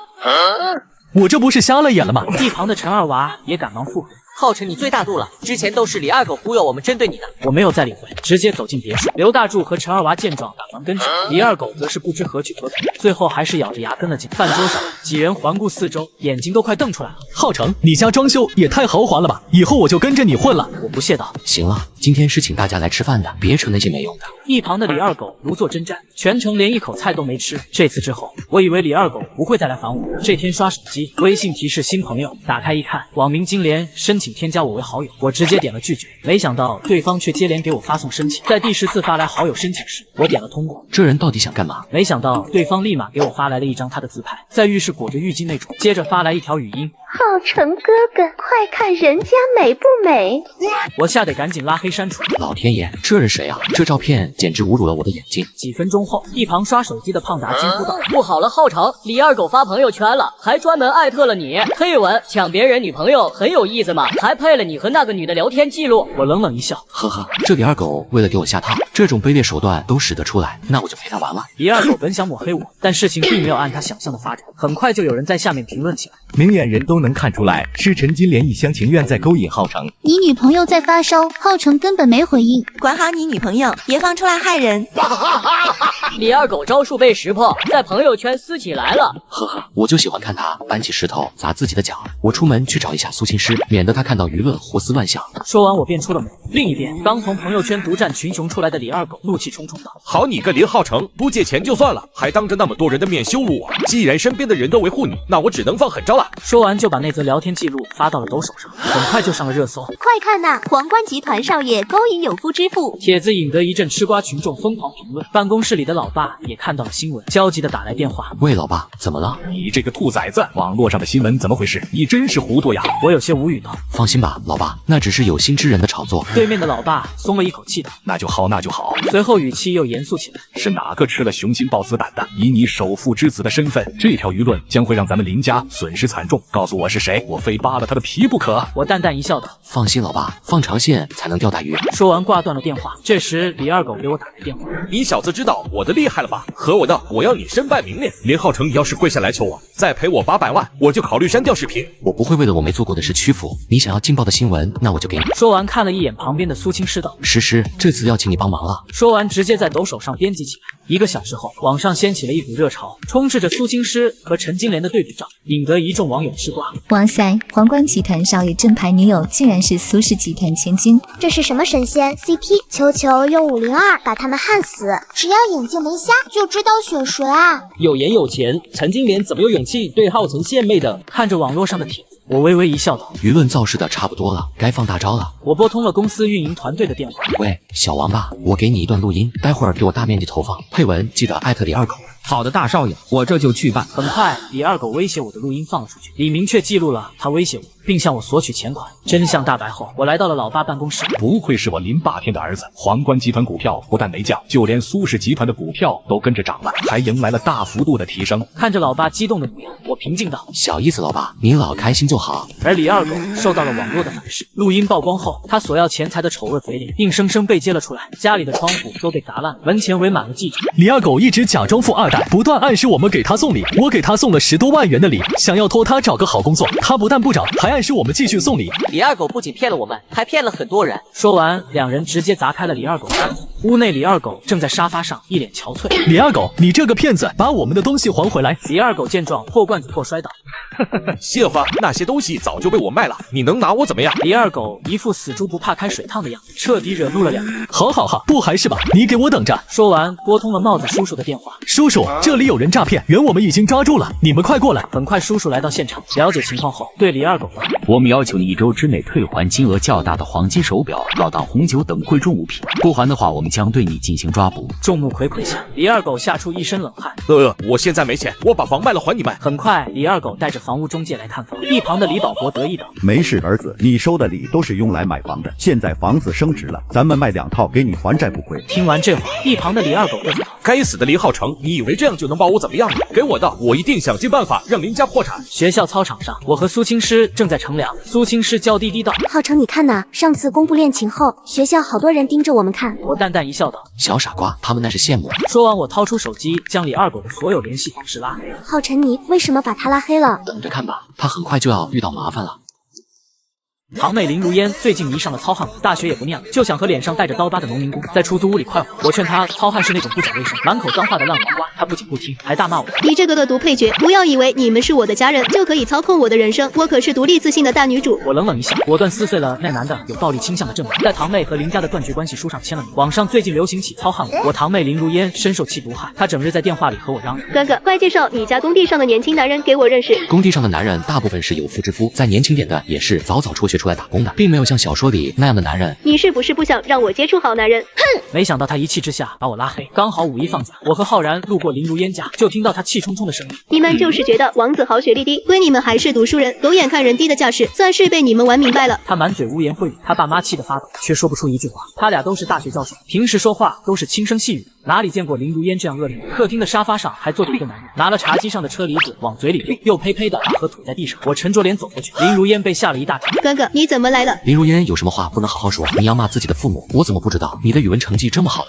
还学会用成语骂人了。哥哥这次真的是爸妈太过分了，我都成年了，带男朋友回家怎么了？我爸还让人家过，嫌弃我男朋友是小学毕业。我太阳穴突突的跳，只觉得不可思议。还不等我开口，林如烟像是预料到我要说什么。你也不用劝我，之前我让你给我介绍，你明明有机会给我介绍好的，可你不干，那我只能自己找了。他快步走到沙发边，亲昵地挽着男人的胳膊，笑得一脸甜蜜。王子豪说了，学历不是最重要的，他会做生意的。王子豪长得又帅，到时候生意起来了，那不就和糙汉文男主一样吗？他当着三叔的面亲了一口她男朋友。爸妈哥哥，不如这样吧，你们把所有的钱都拿出来给王子豪做生意啊！以后他可是上市公司的总裁，我以后就是豪门太太了，肯定少不了你们的好处，你们别不识好歹啊！他这纯粹是找我要。沉默已久的男人开口：叔叔阿姨，我还没来得及自我介绍，我叫王子豪，今年28岁，目前在如烟上学的地方当建筑工人。虽然我小学毕业就出来工作了，但我的数学天分很好，不信我给你们背99乘法表。接着他开始表演自己的特长，林如烟一脸崇拜地看着他，在王子豪错的乱七八糟的乘法表结束后，激动的鼓掌，随后轻蔑地看我们一眼，看见没有，这就是天才。还有啊，我不读书了，以后就在家里给王子豪洗衣服做饭，到时候再生一个大胖小子，一家3口和和美美的。林如烟，你上的可是私立大学，你却想着辍学，给一个小学毕业的男人生孩子做饭。你见哪个霸道总裁连99乘法表都不会背？我看了看桌上的核桃仁，给了林浩然一个眼神。林浩然上去抓起一把桌上的核桃仁，塞进林如烟的嘴里。脑子不好就多补补，这种男人不是你能驾驭的。林如烟从小学开始就看小说，她是脑子不好使的，看就看了还当真。小学时候穿越文流行，她半夜跑到河边说要穿去古代当王妃。初中的时候流行玛丽苏校园文，在校长儿子面前假装摔倒，然后装小白花。好不容易高中忙起来好点，又被老师带到在上课时看刘备文学。上大学终于潇洒，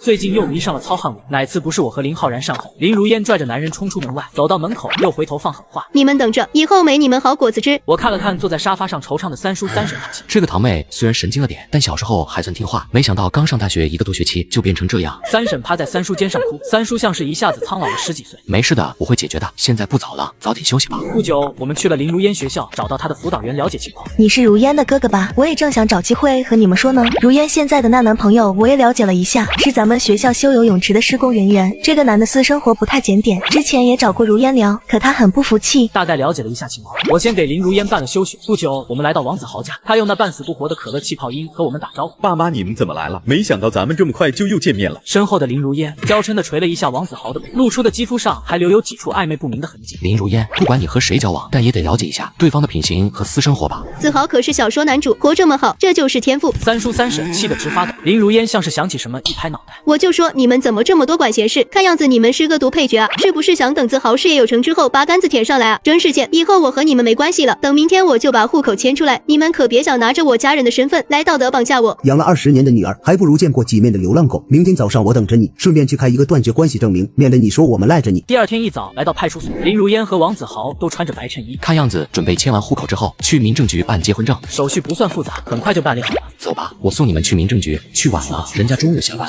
可不能打扰我看好戏。到了民政局，林如烟面带红光，突然王子豪脸色一变，低着头借林如烟挡住。隔壁窗口一对夫妻当众大吵，女人一边哭一边嘶吼：你能出去嫖，我为什么不能出去找男人？我又不是找男朋友，只是一夜情而已。你出轨的时候，你妈劝我大度点，那我出轨她怎么不说话了？你就不能大度点吗？男人脸色铁青，看见围观的人越来越多，直接扇了女人一巴掌。张诗雅，你还好意思说老子是乱搞？他没有把家里的钱全部拿出去吧？你找个工地上的男人，还把老子工资给他，当老子是死的呀？张诗雅捂着脸咬牙切齿，突然她眼睛一亮，快把这个老男人打一顿，老娘给钱。她扑向王子豪，扯着他的手拖拽。林如烟再蠢也明白这是怎么回事了吧？林如烟一巴掌扇在张诗雅脸上，贱人想抢我的男主，你给我去死！我惊讶无比。随后张诗雅老公和王子豪加入战场，都帮着张诗雅。林如烟被推倒在地，不可置信地看着王子豪，你居然为了一个婊子推我，我可是你的女主。他捂着脸往外跑，留下不明所以的围观群众。我们一行人回到车里，这私家侦探办事效率可以啊。这张诗雅夫妇不止这次来闹离婚了。哥，原来这场好戏是你安排的呀。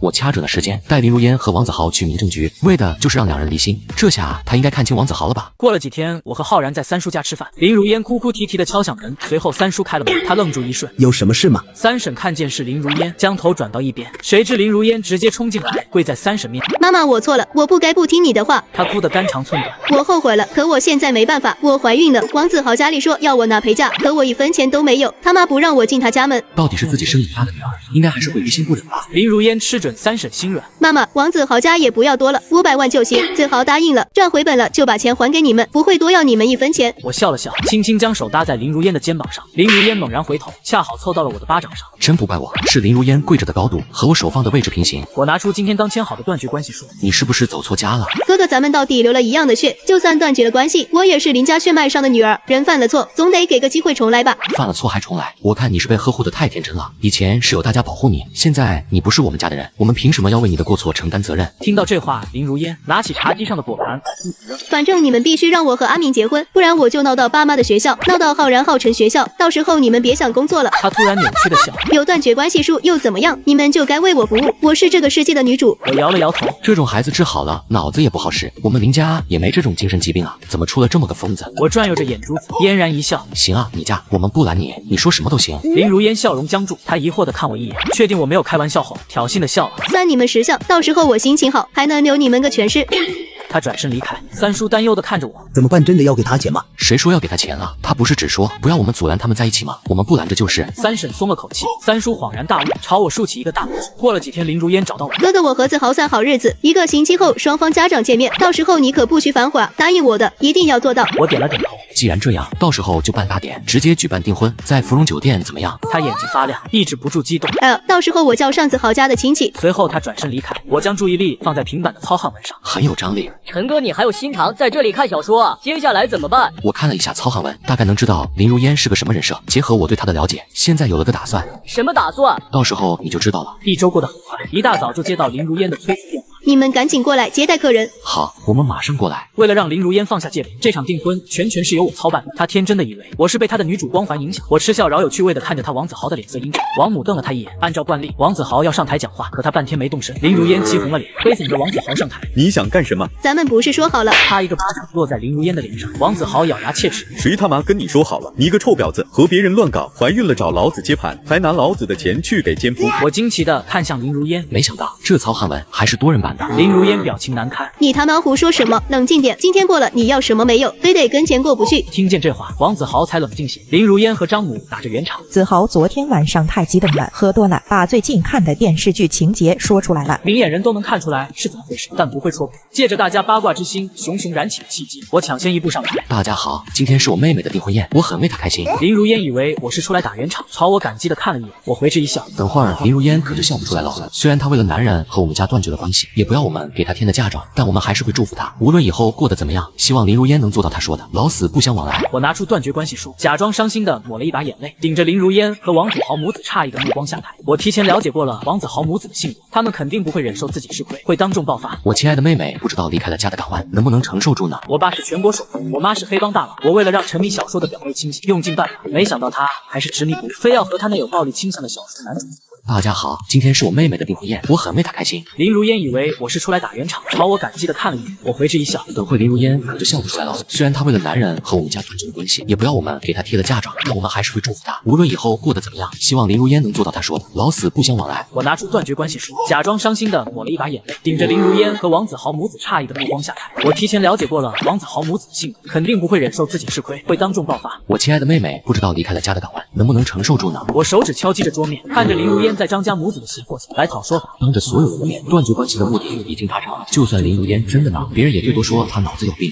哥哥，您不是说好的给嫁妆吗？还有这个酒店的钱。林如烟，是你说不需要我们给的东西，还说以后王子豪会给你最好的，不是吗？王母听见这话，顿时来了气，推开林如烟，开始和我叫嚣。哪有爸妈哥哥不管妹妹？这世界就没有这个道理。我儿子以后可是大老板，你们家也跟着沾光。没嫁妆，我儿子凭什么娶一个又不会做饭又不会洗衣服还乱搞的女人？他冲着林如烟烟啐了一口，表情厌恶地看着我。别以为我不知道你们什么心思，就是抠。你也听你妹妹说，我儿子多有经商头脑，你们就是像空手套白狼。这话听得我发笑，知道王子豪是什么德行的宾客哄笑起来。林如烟羞得脸通红。王子豪受够了这场闹剧，和我谈判。都这样了，我就给你直说，你妹怀的不是我孩子，现在她这种也嫁不出去，你就给点钱，我们收了她，也省得你们心烦。我冷笑道：“你这话说的，我们跟人贩子一样，是你们说要在一起的，他乱不乱搞跟我们有什么关系？”张母见我不妥协，立马发飙。我给了林浩然一个眼神，他冲上去给3人一个意见。林如烟尖叫着从地上爬向我，扯住我的裤子，不停求饶：“哥哥，我错了，你带我回去吧，我想回家，我再也不做白日梦了。王子豪根本就不是我的男主，他就是个会打人的畜生。”我说了，我不做让自己后悔的事，是你自己选择的，凭什么让我们来给你承担过错？你们结婚证都领了，我这个外人有什么权利插手你们的事呢？我朝几人摆了摆手，潇洒转身，身后是林如烟尖叫着哭泣和张母殴打的声音。不过这一切都与我无关了。假期不算长，还有2天我就要离开前往学校。林如烟和王子豪订婚宴后，搬去了乡下破烂的房子。就在我收拾行李时，手机突然响起。是林浩辰先生吗？我们是魔都派出所的，麻烦你过来一趟。派出所里警察跟我讲解情况。是这样的，林如烟她长期受到家暴，导致精神失常，把王子豪母子嘎了。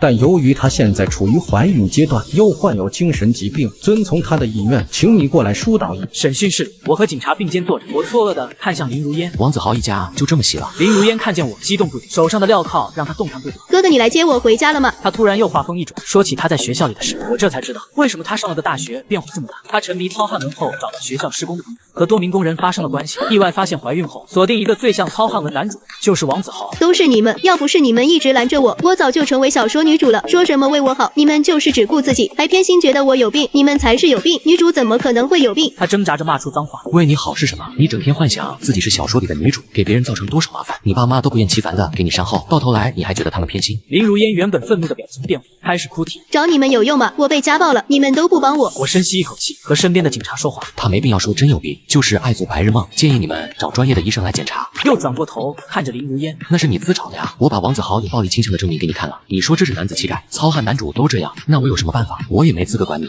和警察打个招呼，我走出派出所。不久大3开学，学校门口围满了大一新生，一个身高2米半的小男孩被一群小姐姐围着。大姐姐，我给你100块，你能让我骑一下大马吗？好可爱的小朋友，好呀好呀。这不是咱们南大3的王俊杰吗？仗着自己个子小，他又在那里骗新生给他骑大马了。突然一辆玛莎拉蒂开进了校园，整个学校都炸了，大家纷纷议论。哇，是哪个富二代考进了南大？那不是林氏集团的公子吗？我看着熟悉的车牌号，陷入了沉默。我怎么不知道？我老爹除了我还有个儿子。随后来到宿舍，隔壁宿舍门口刚好遇到富二代，正被一群人围着停。没想到竟然能跟乌鸦哥分到一个宿舍，真是太幸运了。没错没错，乌鸦哥好，小弟名叫田阳，他叫天豪。看着他们一个个舔狗模样，我一阵无语。那俩狗腿看见我，立刻说道：“哪里来的土包子？见到乌鸦哥也不打招呼。”我翻了个白眼，懒得跟他们计较。那个乌鸦哥见我不说话，继续说道：“穷人的世界我是不懂了，明明都跟我爸说了要低调，结果他还是从车库里挑了个玛莎。”天豪和天阳立刻配合的发出羡慕的声音。那辆玛莎落地不便宜吧？还行吧，今天这车是我成年的时候我爸送我的，当时缺货，我爸花了400多万才弄来的。录取通知书送家的时候，我爸还想送我1辆，不过被我拒绝了，毕竟那么多车也开不了。400多万，乌鸦哥好厉害！还没等我说些什么，乌鸦哥又把矛头指向我。就你这破鞋，劝你趁早扔了，没钱买我可以给你200，叫声乌鸦哥就行。我甩给他一个看傻子一般的眼神，说的跟真的似的，不知道的还以为你家真的很有钱。乌鸦脸上的笑容一僵，顿时阴沉了脸。你说什么？我送了他们一个白眼。玛莎拉蒂2年前的款式，顶配也就300多万，有门路的300万就能拿到，咋到你在这还涨价？我丢下这句话，直接离开。来时老爹还特地吩咐我给刚来的校长送点东西。随后来到校长室，我推门进去，校长起身迎接。浩辰，你怎么过来了？我袋子往桌上一放，接过高启强的水喝了口，有些嫌弃的开口：“你这个毛尖，味道像烂猪草一样。”高启强也是一脸郁闷，这几年一直在外头没回去过，家里的茶喝不上。我点了点桌上的袋子，老爹特意让我给你捎来的金瓜，改天回家我把家里头的那个朱可心的梅宝春给你捎过来。启强顿时眼睛放光，真的？当然是真的。闲聊完，我问起了正事。启强啊，我那隔壁寝室是不是有个叫乌鸦的？高启强想了一下道：“是有一个，一家新来的那个司机他儿子，我特意分到你隔壁屋里，好让他照应你。”乌鸦呀，这么嚣张，看来还不知道我的身份。随后我问高启强：“你什么时候来的学校？”刚来。那他应该是不知道乌鸦之前在校门口闹的好事。见我不说话，高启强又问：“咋了？浩辰是不喜欢那个乌鸦吗？要不我给他退学吧。”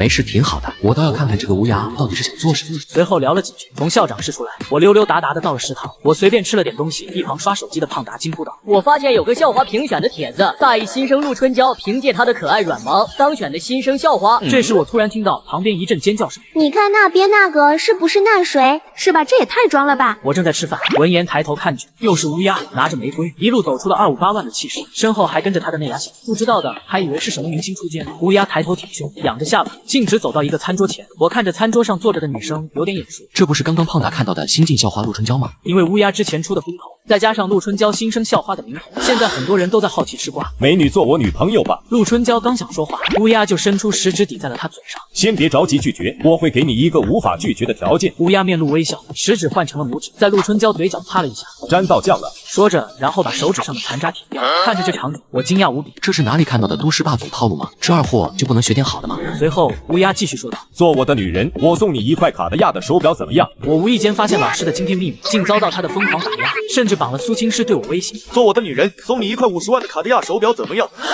天啦路，有钱人的见面礼都是6位数起步的吗？为什么被表白的人不是我？陆春娇旁边的几个女生眼睛都放光，这点钱对我们乌鸦哥来说就是洒水了。1块卡地亚不值什么钱，做我的女人，以后你想要什么我都给。陆春娇面露喜，克制着娇羞道：“好啊，这可是你说的。”天阳和天豪立刻就改口叫了嗓。然而陆春娇还不知道，这场浪漫的表白将是她噩梦的开始。晚上宿舍关寝时，乌鸦才满面春风的回来，嘴上还沾满了口红。她满脸骄傲走到众人面前，拿出几张纸条递给她的几个走狗。这是陆春娇几个闺蜜的威，能不能聊到就看你们了。谢谢乌鸦哥，几人连忙道谢，激动的样子像是中了500万，这让乌鸦成就感爆棚。次日我正要去上课，路过办公室时，却撞见英语老师郑屠夫正在威胁女生站岗。仔细一看，旁边站着的赫然就是乌鸦和陆春娇。乌鸦怎么也在这里？旁边那不是他新交的女朋友吗？我停下脚步，听着几人的谈话。老师，这就是陆春娇，我给你带来了。郑屠夫眼睛不停在女生身上打，像是在看一件物品。不愧是新晋校花，确实不错，这1000块花的值，下次多给我找点这样的，少不了你的好处。此时的乌鸦就像一只受到主人夸奖的甜狗，立刻讨好道：“郑老师喜欢就好，下次有好看的我第一时间给你带过来。不过我是为老师办事，出了问题你可得救我。”放心，整个南大还没人惹得起我郑老师，就是他校长高启强见到我也得让道，你好好为我办事就行。好家伙，原来乌鸦背后还有这么个靠山啊！说的这样牛，我倒要看看你是什么来头。乌鸦，你这个骗子，假装追我却和郑屠夫做出这种勾当，骗了那么多女生，你不得好死！乌鸦闻言怒道：“你好意思说我？你这种拜金女我见多了，随便撒点钱就上钩，装什么清高？”女生满脸委屈却不敢反抗，眼泪顺着脸颊往下流。今天这事你要敢说出去，我就把你那些照片全部发到网上，到时候你亲人朋友都会看见，你以后别想见人。说着就要对那女生动手，我心中瞬间涌起一股怒火，直接走进办公室。郑屠夫见状，伸出的咸猪手立马吓得缩了回去。三人看到我一脸震惊。郑屠夫，你身为南大老师，就是这样教书育人的吗？林浩成，你进来都不先敲门的吗？我们只是在谈学习上的事而已，你这么着急闯进来，是想干嘛？你不用急着解释，你们说的话我也全都听见了。是你主动辞职，还是我帮你？郑屠夫满脸讥讽道：“小子，我听不懂你在说什么，你再这样我可要叫保安了。”看来你是不见棺材不落泪啊！但这事你让我知道了，我就不能坐视不管。郑屠夫听完不屑的冷哼一声，我看向被霸凌的女生，她眼神下意识闪躲，生怕郑屠夫暴怒。别怕，你只要和我一起到校长办公室指认他，我保证你平安无事。女生见状，正要开口，却被郑屠夫打断。小子，你要指认我什么？我劝你别多管闲事。你现在有什么证据能证明你说的是真的？说完，他又看向一旁的女生道：“你最好想清楚，你有东西在我手上，不想被别人看见的话，我想你应该知道该怎么做。”此时的女生低着头，不敢多看我一眼。郑屠夫一副势在必得的样子。林浩成，我告诉你，我后面的大佬就连校长也惹不起。你如果敢把这事传出去，到时候谁也保不了你。我没有再理会，转身来到校长办公室，见到是我，高启强连忙起身迎接道：“林少爷，你今天怎么有空过来？”我淡淡道：“高校长，我们林家这些年给南大捐了多少款？”校长立刻回答：“一共有10个亿巨款，承蒙林老爷对我们南大的厚爱。”那我如果告诉你，有人现在正在利用南大老师的身份组织学生做违法活动，你打算怎么做？高校长听闻老脸一僵：“南大是国际学校数1数2的存在，我们的名声绝对不能毁，这事先不能让外界知道。你告诉我是谁，我这就去处理。”另一边，郑屠夫已经急得焦头烂额：“老板，出大事了！南大有个学生已经发现了我们的事，我威胁恐吓都没用，他只怕是铁了心要揭露咱们。老板，你快想想办法！”慌什么慌？他自己不怕死，那就把他身边最亲近的人给我保来，正好让我尝尝校花。郑屠夫听闻恍然大悟，立马叫来了乌鸦和陆春娇。陆小姐，我现在需要你去帮我办一件事，事成之后我可以删除你的所有照片，怎么样？受过够委屈的陆春娇也只能点头答应。很快，陆春娇就把苏青师骗到一个巷子，乌鸦带着一群人忽然出现，一拳将苏青师打晕，丢上车，来到一个废弃仓库。这时我的电话响了起来。喂，哪位？林浩成，你女朋友现在在我手里。我瞬间感受到一种前所未有的恐惧，随之而来的就是一股冷冷的杀意。不想她有事的话，你最好去和校长解释清楚，就说之前是你搞错了。记住，如果你报警，我马上就对她动手。他要是少了一根头发，我会让你后悔来到这个世界上。对方直接挂断电话，我立即联系了官场上的表哥。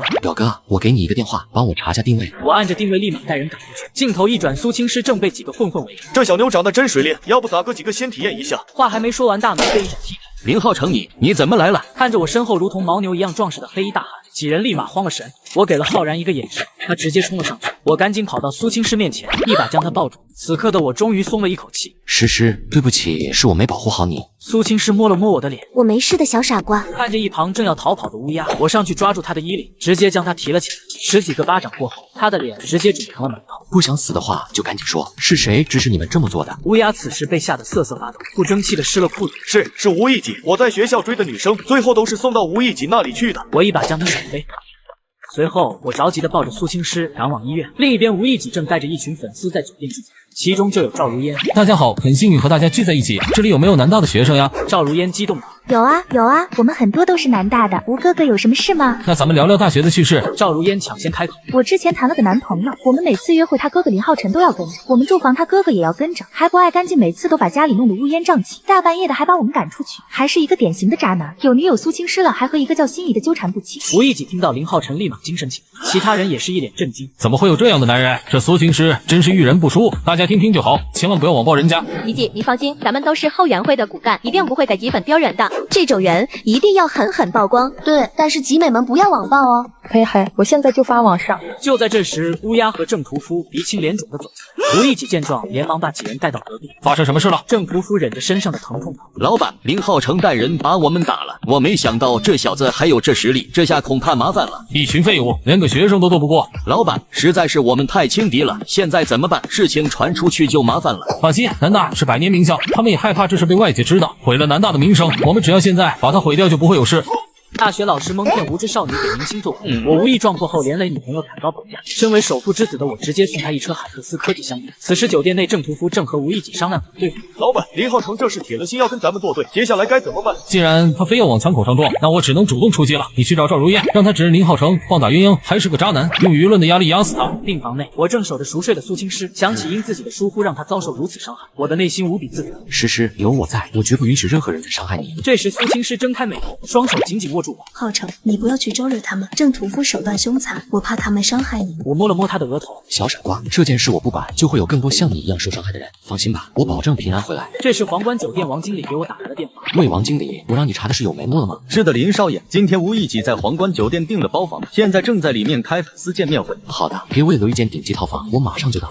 小郭，你在这里帮我照顾诗诗、胖达、浩然，你们和我一起去。好的，成哥。很快我们来到皇冠酒店，这间套房是老爹特意给我准备的，整个酒店的监控系统也在这里。少爷，您要吃什么吩咐一声就行，我去安排厨房给你空运食材现做。不用了，王经理，把酒店的监控给我打开。好的，大少爷。监控画面内，我正看着吴艺己等人的一举一动。吴艺己特意清了清嗓子，随后对着身后的一众后援粉低声说道：“大家晚上好，今天有幸邀请大家参加这场粉丝见面会，是为了增进感情，大家吃好玩好，全场由我买单。”吉吉好宠蜜，我要跟你合影。吉吉帅气，多金人品好，娱乐圈我只粉你一个。同意同意，吉吉你是我的男神。众人一顿叽叽喳喳，整个楼道上喧闹不止。服务员见状直接推门走进去。您好，吴先生，今天皇冠酒店里来了位大人物，背景十分恐怖，咱们尽量别玩太嗨，以免招惹不必要的麻烦。听到这，吴艺己的脸色变了，在绝对的实力面前，自己只不过是个戏骨，必须得低调。怎么不早说？不知道有没有打扰到那位大人物？随后又看了一眼闹哄哄的一众女生道：“宝宝们，大家静一静，今天这里有点不方便，咱们还是换家酒店聚餐吧。”成哥，你快出手啊！吴艺己就要走了。不着急，我随手按响了手边的呼叫器。很快，王经理就小心翼翼走进来。大少爷，您有什么吩咐？王经理，吴艺己现在还在酒店聚餐是吗？酒店经理的表情一致，以为我是被吴艺己打扰到，随后挤出一个比哭还难看的笑脸求饶道：“大少爷，是属下没有做好本职工作，打扰到您了，我这就把他们请出去。”等一下，这关你什么事？我的意思是，有朋自远方来，不亦乐乎。既然人家客人在这么多家酒店中选择了我们酒店，那我们就应该表现出我们的诚意。王经理松了一口气，随后不知所措道：“大少爷，需要我怎么做呢？”我邪魅一笑：“今日他们的所有消费都由我来买单，另外给他们先开10瓶香槟送过去，8800的那种。最好再下点海克斯科技。对了，他们订的什么房间？这一系列的操作给酒店经理整懵了。订的8楼的 VIP 套房。他们那么多人应该有点挤了，把他们全部安排到9楼来。我现在就扛着飞机走，给他们腾地方。这下几人都懵了。哥，你这是干嘛？咱们是来对付吴一己的，你怎么又是换包房又是送香槟的？是啊，大少爷，吴一己只是一个小小的明星，您不必这么破费。我放下酒杯，发号施令道：好了，就按我说的做，迅速。明白，大少爷。随即给其他管理人员拨打电话，安排起任务。没多久，他就一脸激动的回话道：好了，大少爷，您吩咐的我已经安排到位。吴一己他们刚才正好要走，结果被我们的一名主管拦下来了。在得知您热情的待客之道后，他们很感动，现在正在返回7楼自助餐厅。不错，等下别忘了替我好好照顾好咱的客人。我嘱咐了一句，随即起身向门外走。时间来到9点多，我预计吴一吉等人已经喝下了我送的海克斯科技香槟。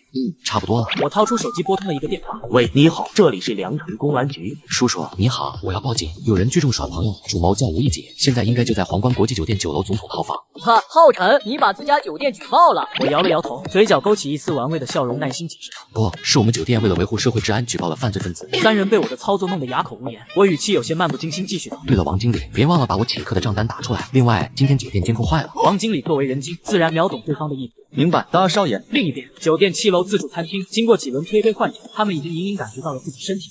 一个大胆且疯狂的想法渐渐出现在他们脑海。不会是吉吉他想，吉吉你好坏。吴一吉也喝了不少，只见他不动声色地伸手招来一个助理，随后在其耳旁低着声音询问道：今天的药是不是下猛了点？怎么我的酒里也有？还是按照以前的剂量下的呀，但是我记得专门留了一瓶没下药的香槟给你了。巧了，难不成弄错了？这时赵如烟面颊通红，颤颤巍巍走到吴一吉面前。吉吉，我真的好喜欢你啊，你比林浩然那个屌丝强多了。见有人起了嘴，其余女生也开始大胆坦白自己的心声，纷纷朝吴一吉走过去。吴一吉下意识咽了咽口水，一个女生突然提议：吉吉专门为了我们订了间总统套房休息，大家都有些醉了，咱们回去休息吧。好，走，住总统套房。谢谢吉吉，我爱你，么么哒。吴一吉看着一众迷离少女，嘴角的笑容再也掩饰不住。与此同时，一排警车停靠在了酒店楼下。第二天凌晨，2条热搜突然空降各大媒体平台，在互联网上掀起滔天巨浪。良城警方于昨晚成功破获一起聚众淫乱案件，主谋疑似当红男星吴一吉。昨晚有大事发生了，吴一吉不就是那个当红小鲜肉吗？真牛啊！热搜榜前3都和他有关，佩服佩服，鬼圈真乱。吉吉怎么会是那种人？要我看，这绝对是造谣和污蔑，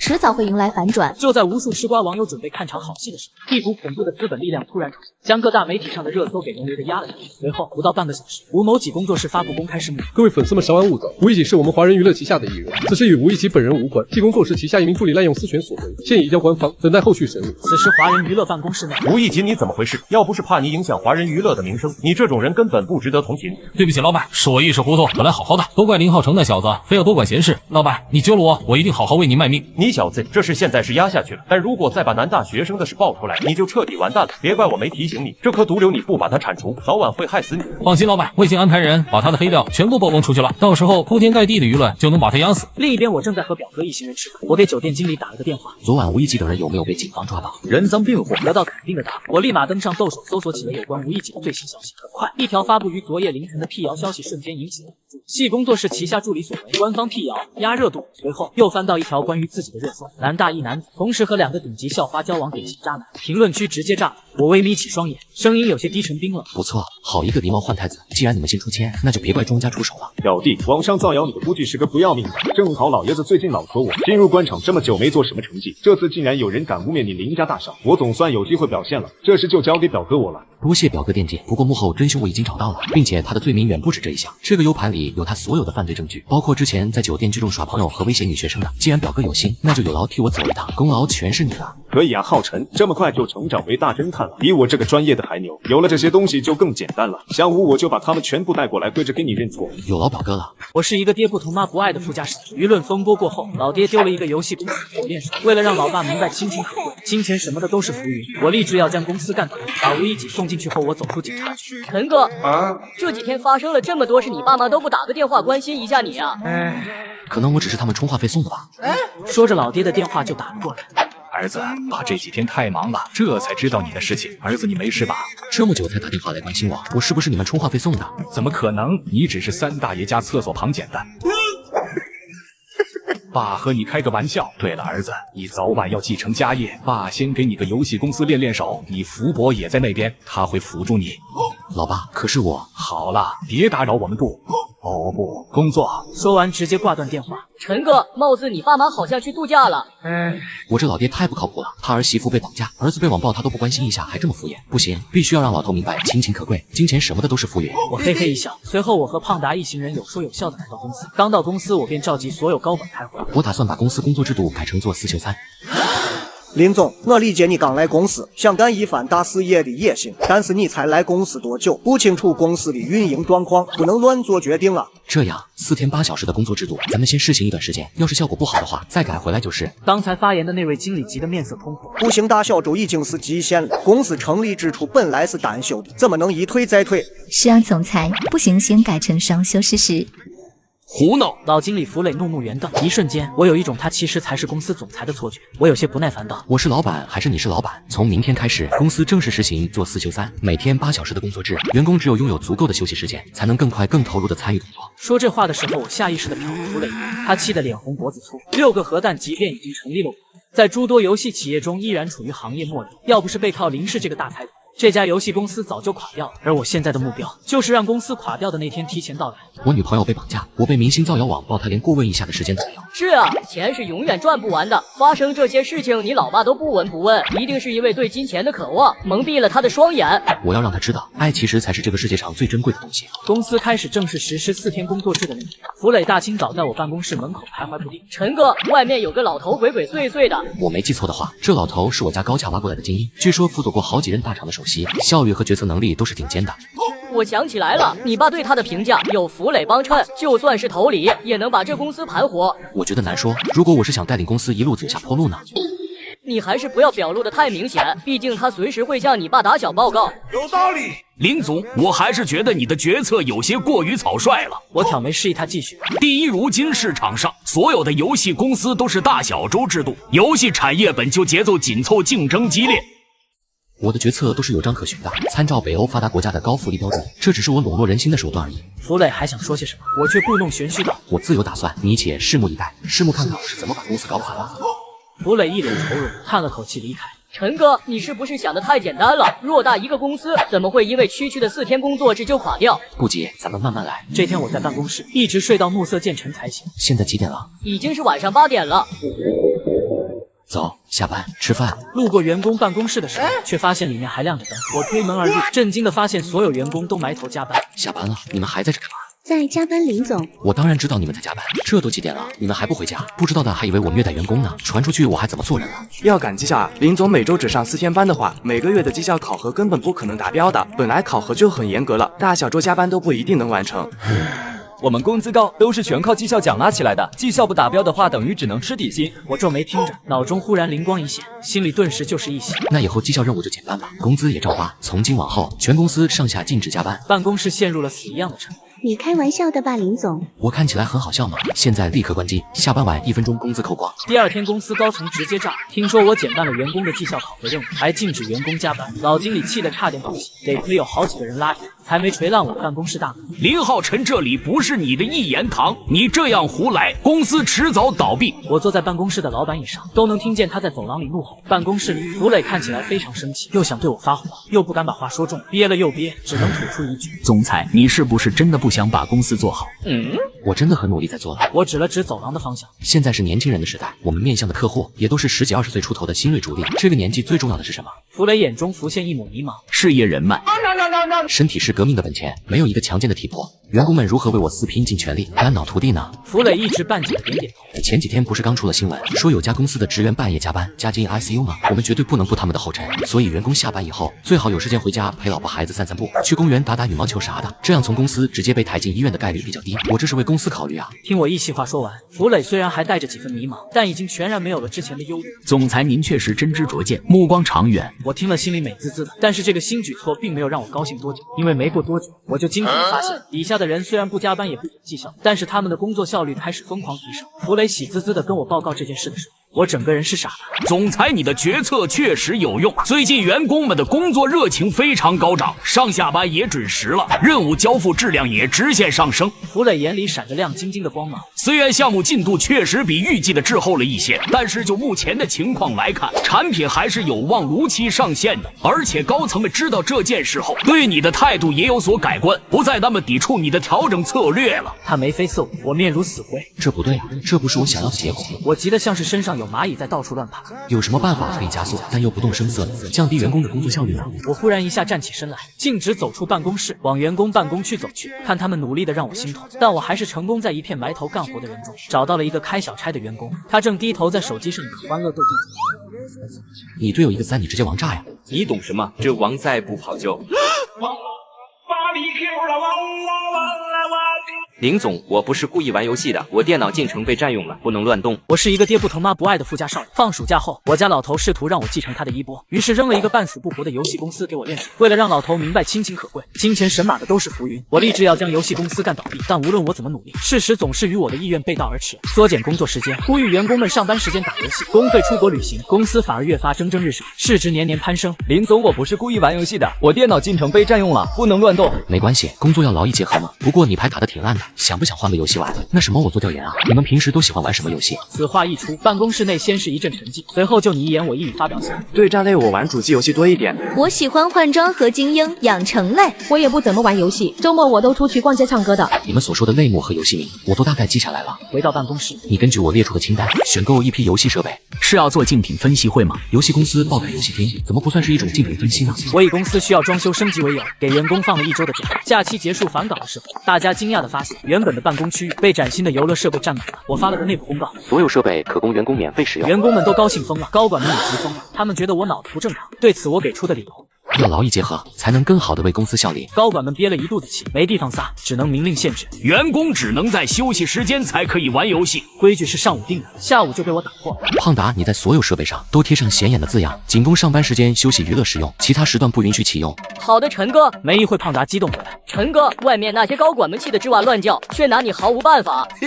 某天的产品例会上，产品经理向我汇报工作。根据我们目前的产品特性，可以加入 AI 算法，让玩家自行从代码层面修改游戏内容和设定，从而生成不同的剧情结局。我觉得很有意思。听他讲完构思以后，更是感兴趣。产品经理又说，这是我手下一个员工在公司玩游戏的时候突然诞生的灵感。我正准备拍手叫好，一向跟我唱反调的老经理又出来否认。我们的游戏已经马上要进入到交付测试的阶段了，这时候改代码一定会影响上线，我不觉得这是个好主意。所有人都等着我的反应。我眨眨眼，这很好啊，这有什么不好的？多有新意的点子，你们不喜欢吗？我第一次对这份事业产生除了破坏以外的期待，无一人反对。看来大家都觉得这个创意很不错，那就这么定了。为了避免其他优秀的想法，我建议所有的员工都可以参与到讨论中来，集思广益，最后再整合大家的建议。散会后，弗磊一步一趋地跟着我，我回头问他：“你有什么想法吗？”总裁，这样太过了。我看着他笑了一下，我自有打算。回到办公室，我收到了很多来自员工的反馈和创意。这个在 NPC 的对话框中加上熊猫头表情包可以哦。还有这个游戏过程中会随机出现一只宠物叼走玩家的鼠标，这些加进去，我就不信这游戏做出来还能成功。就在这时，老头的电话打了过来。我听弗磊说，你让员工也参与到决策里了。我不管你在公司怎么折腾，不要给员工太大的权利，否则公司乱套了。别怪爸没提醒过你。我只当老头在放屁。公司乱套，我指定是最否信的人。陈哥，你一个人的想法总是有限的，可以问手下人的点子，更快的帮助你达成目标。有道理。于是我在公司内网发布了一条新公告，无论是加薪问题还是休假诉求，任何人对公司有任何建设性的意见，都可以给我发送匿名邮件，我会结合公司实际运营情况按需实施。此举一出，公司高层又乱套。员工直接对话总裁，还是匿名的，放在任何公司都是相当炸裂的事情。如果他再受到什么高人提点，很难想象他会不会再干出更逆天的事情来。步子跨这么大，当心闪了胯。他是不是准备搞垮公司？谁知道林总到底在想什么呀？到底是初出茅庐，根本不懂社会险恶，员工的诉求他一个人能处理得过来？弗磊更是已经彻底放弃劝阻我。公告发出去以后，我的邮箱很快收到了数百封匿名邮件，试图从中找出实施起来最烧钱的一条。这些大部分都是些不痛不痒的建议，但很快快，我看到了一条：上下班通勤不便，希望能够开设班车。思索片刻，我跟老头打了电话。爸，你手里是不是还有栋楼还没发售呢？我跟老头经历了1个多小时的唇枪舌战，最后我软磨硬泡，成功从老头手里骗来了一栋精装修公寓的使用权，30多层的商业高档住宅楼，离公司只隔一条马路。随后我内网更新了一条公告：恒星家园275栋单人楼，1室1厅大阳台，精装修，供我4员工免费入住，有意者请将个人信息上报给部门主管。消息一经发布，立刻引起了公司里一波疯狂的讨论热潮。恒星家园的房价好像要2万多一平，你们要不要去住啊？我通勤时间1个半钟，宿舍条件又这么好，当然要住了。我跟女朋友一起的，不好住公司宿舍。主管说最多可以携带1位家属入住，你不知道吗？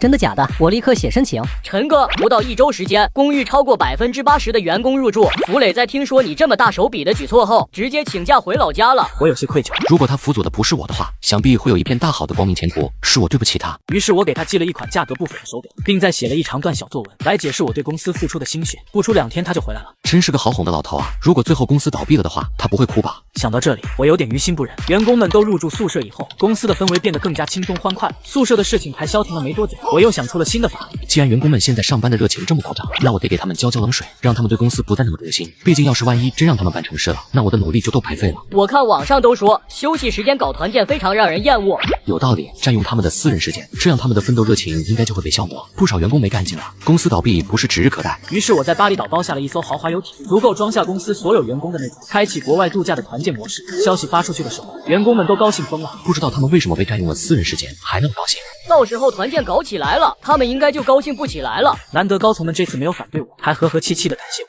一直没有机会出国旅游，感谢小林总给了我们看世界的机会。团建之行进行的比我想象中要顺利很多，员工们并没有像网上说一样愁眉苦脸、叫苦连天，反而很享受这次行程，一路上都是欢声笑语。游轮上开 party 的妹子，我被一群人拉着玩游戏，意外的玩得很开心，脑子一瞬间全被欢乐和酒精占满。我久违感受到了被注目和关心的感觉。最后我因为喝太多，趴在围栏上吐爬下，背后是闹哄哄的人声。弗雷走出来给我披上外套。福伯，如果有一天我真的把公司干倒了，你会不会觉得我很没用啊？弗雷拍了拍我的后背。人生就这么一辈子，想做什么尽力就好了。你这么年轻，现在说没用还为时过早。团建回来后，员工们像打了鸡血一样幸福，所有人在同一时间同时进入了认真工作的状态。但我们还是没能赶得上发售日期。项目原本预计应该上线的那一天，我们还在进行故障修改，因为这个项目已经造势2年之久，在我来公司以前就累积了大量的人气，粉丝群体们等了很久。搞什么鬼东西？等了那么久，还交钱预定了名额，就给我们这种结果，不会是要倒闭了吧？一个游戏做那么久都做不出来，红梅产品早就上线3、4个版本了，你们研发团队是知晓的吗？早就听说公司换老板了，管理层正不稳定，游戏估计要凉了吧？弗磊面色不是很好，需要紧急公关一下，那就发钱补偿吧。因为你锲而不舍的折腾和扶来，公司已经出现财政亏空的迹象了。玩家群里那么庞大，如果坚持发补偿的话，将是一笔不菲的支出。这件事如果处理不好，公司可能就凉了。没关系，我一开始想要的就是这种结果，但不知道为什么，我有一种说不出来的感觉。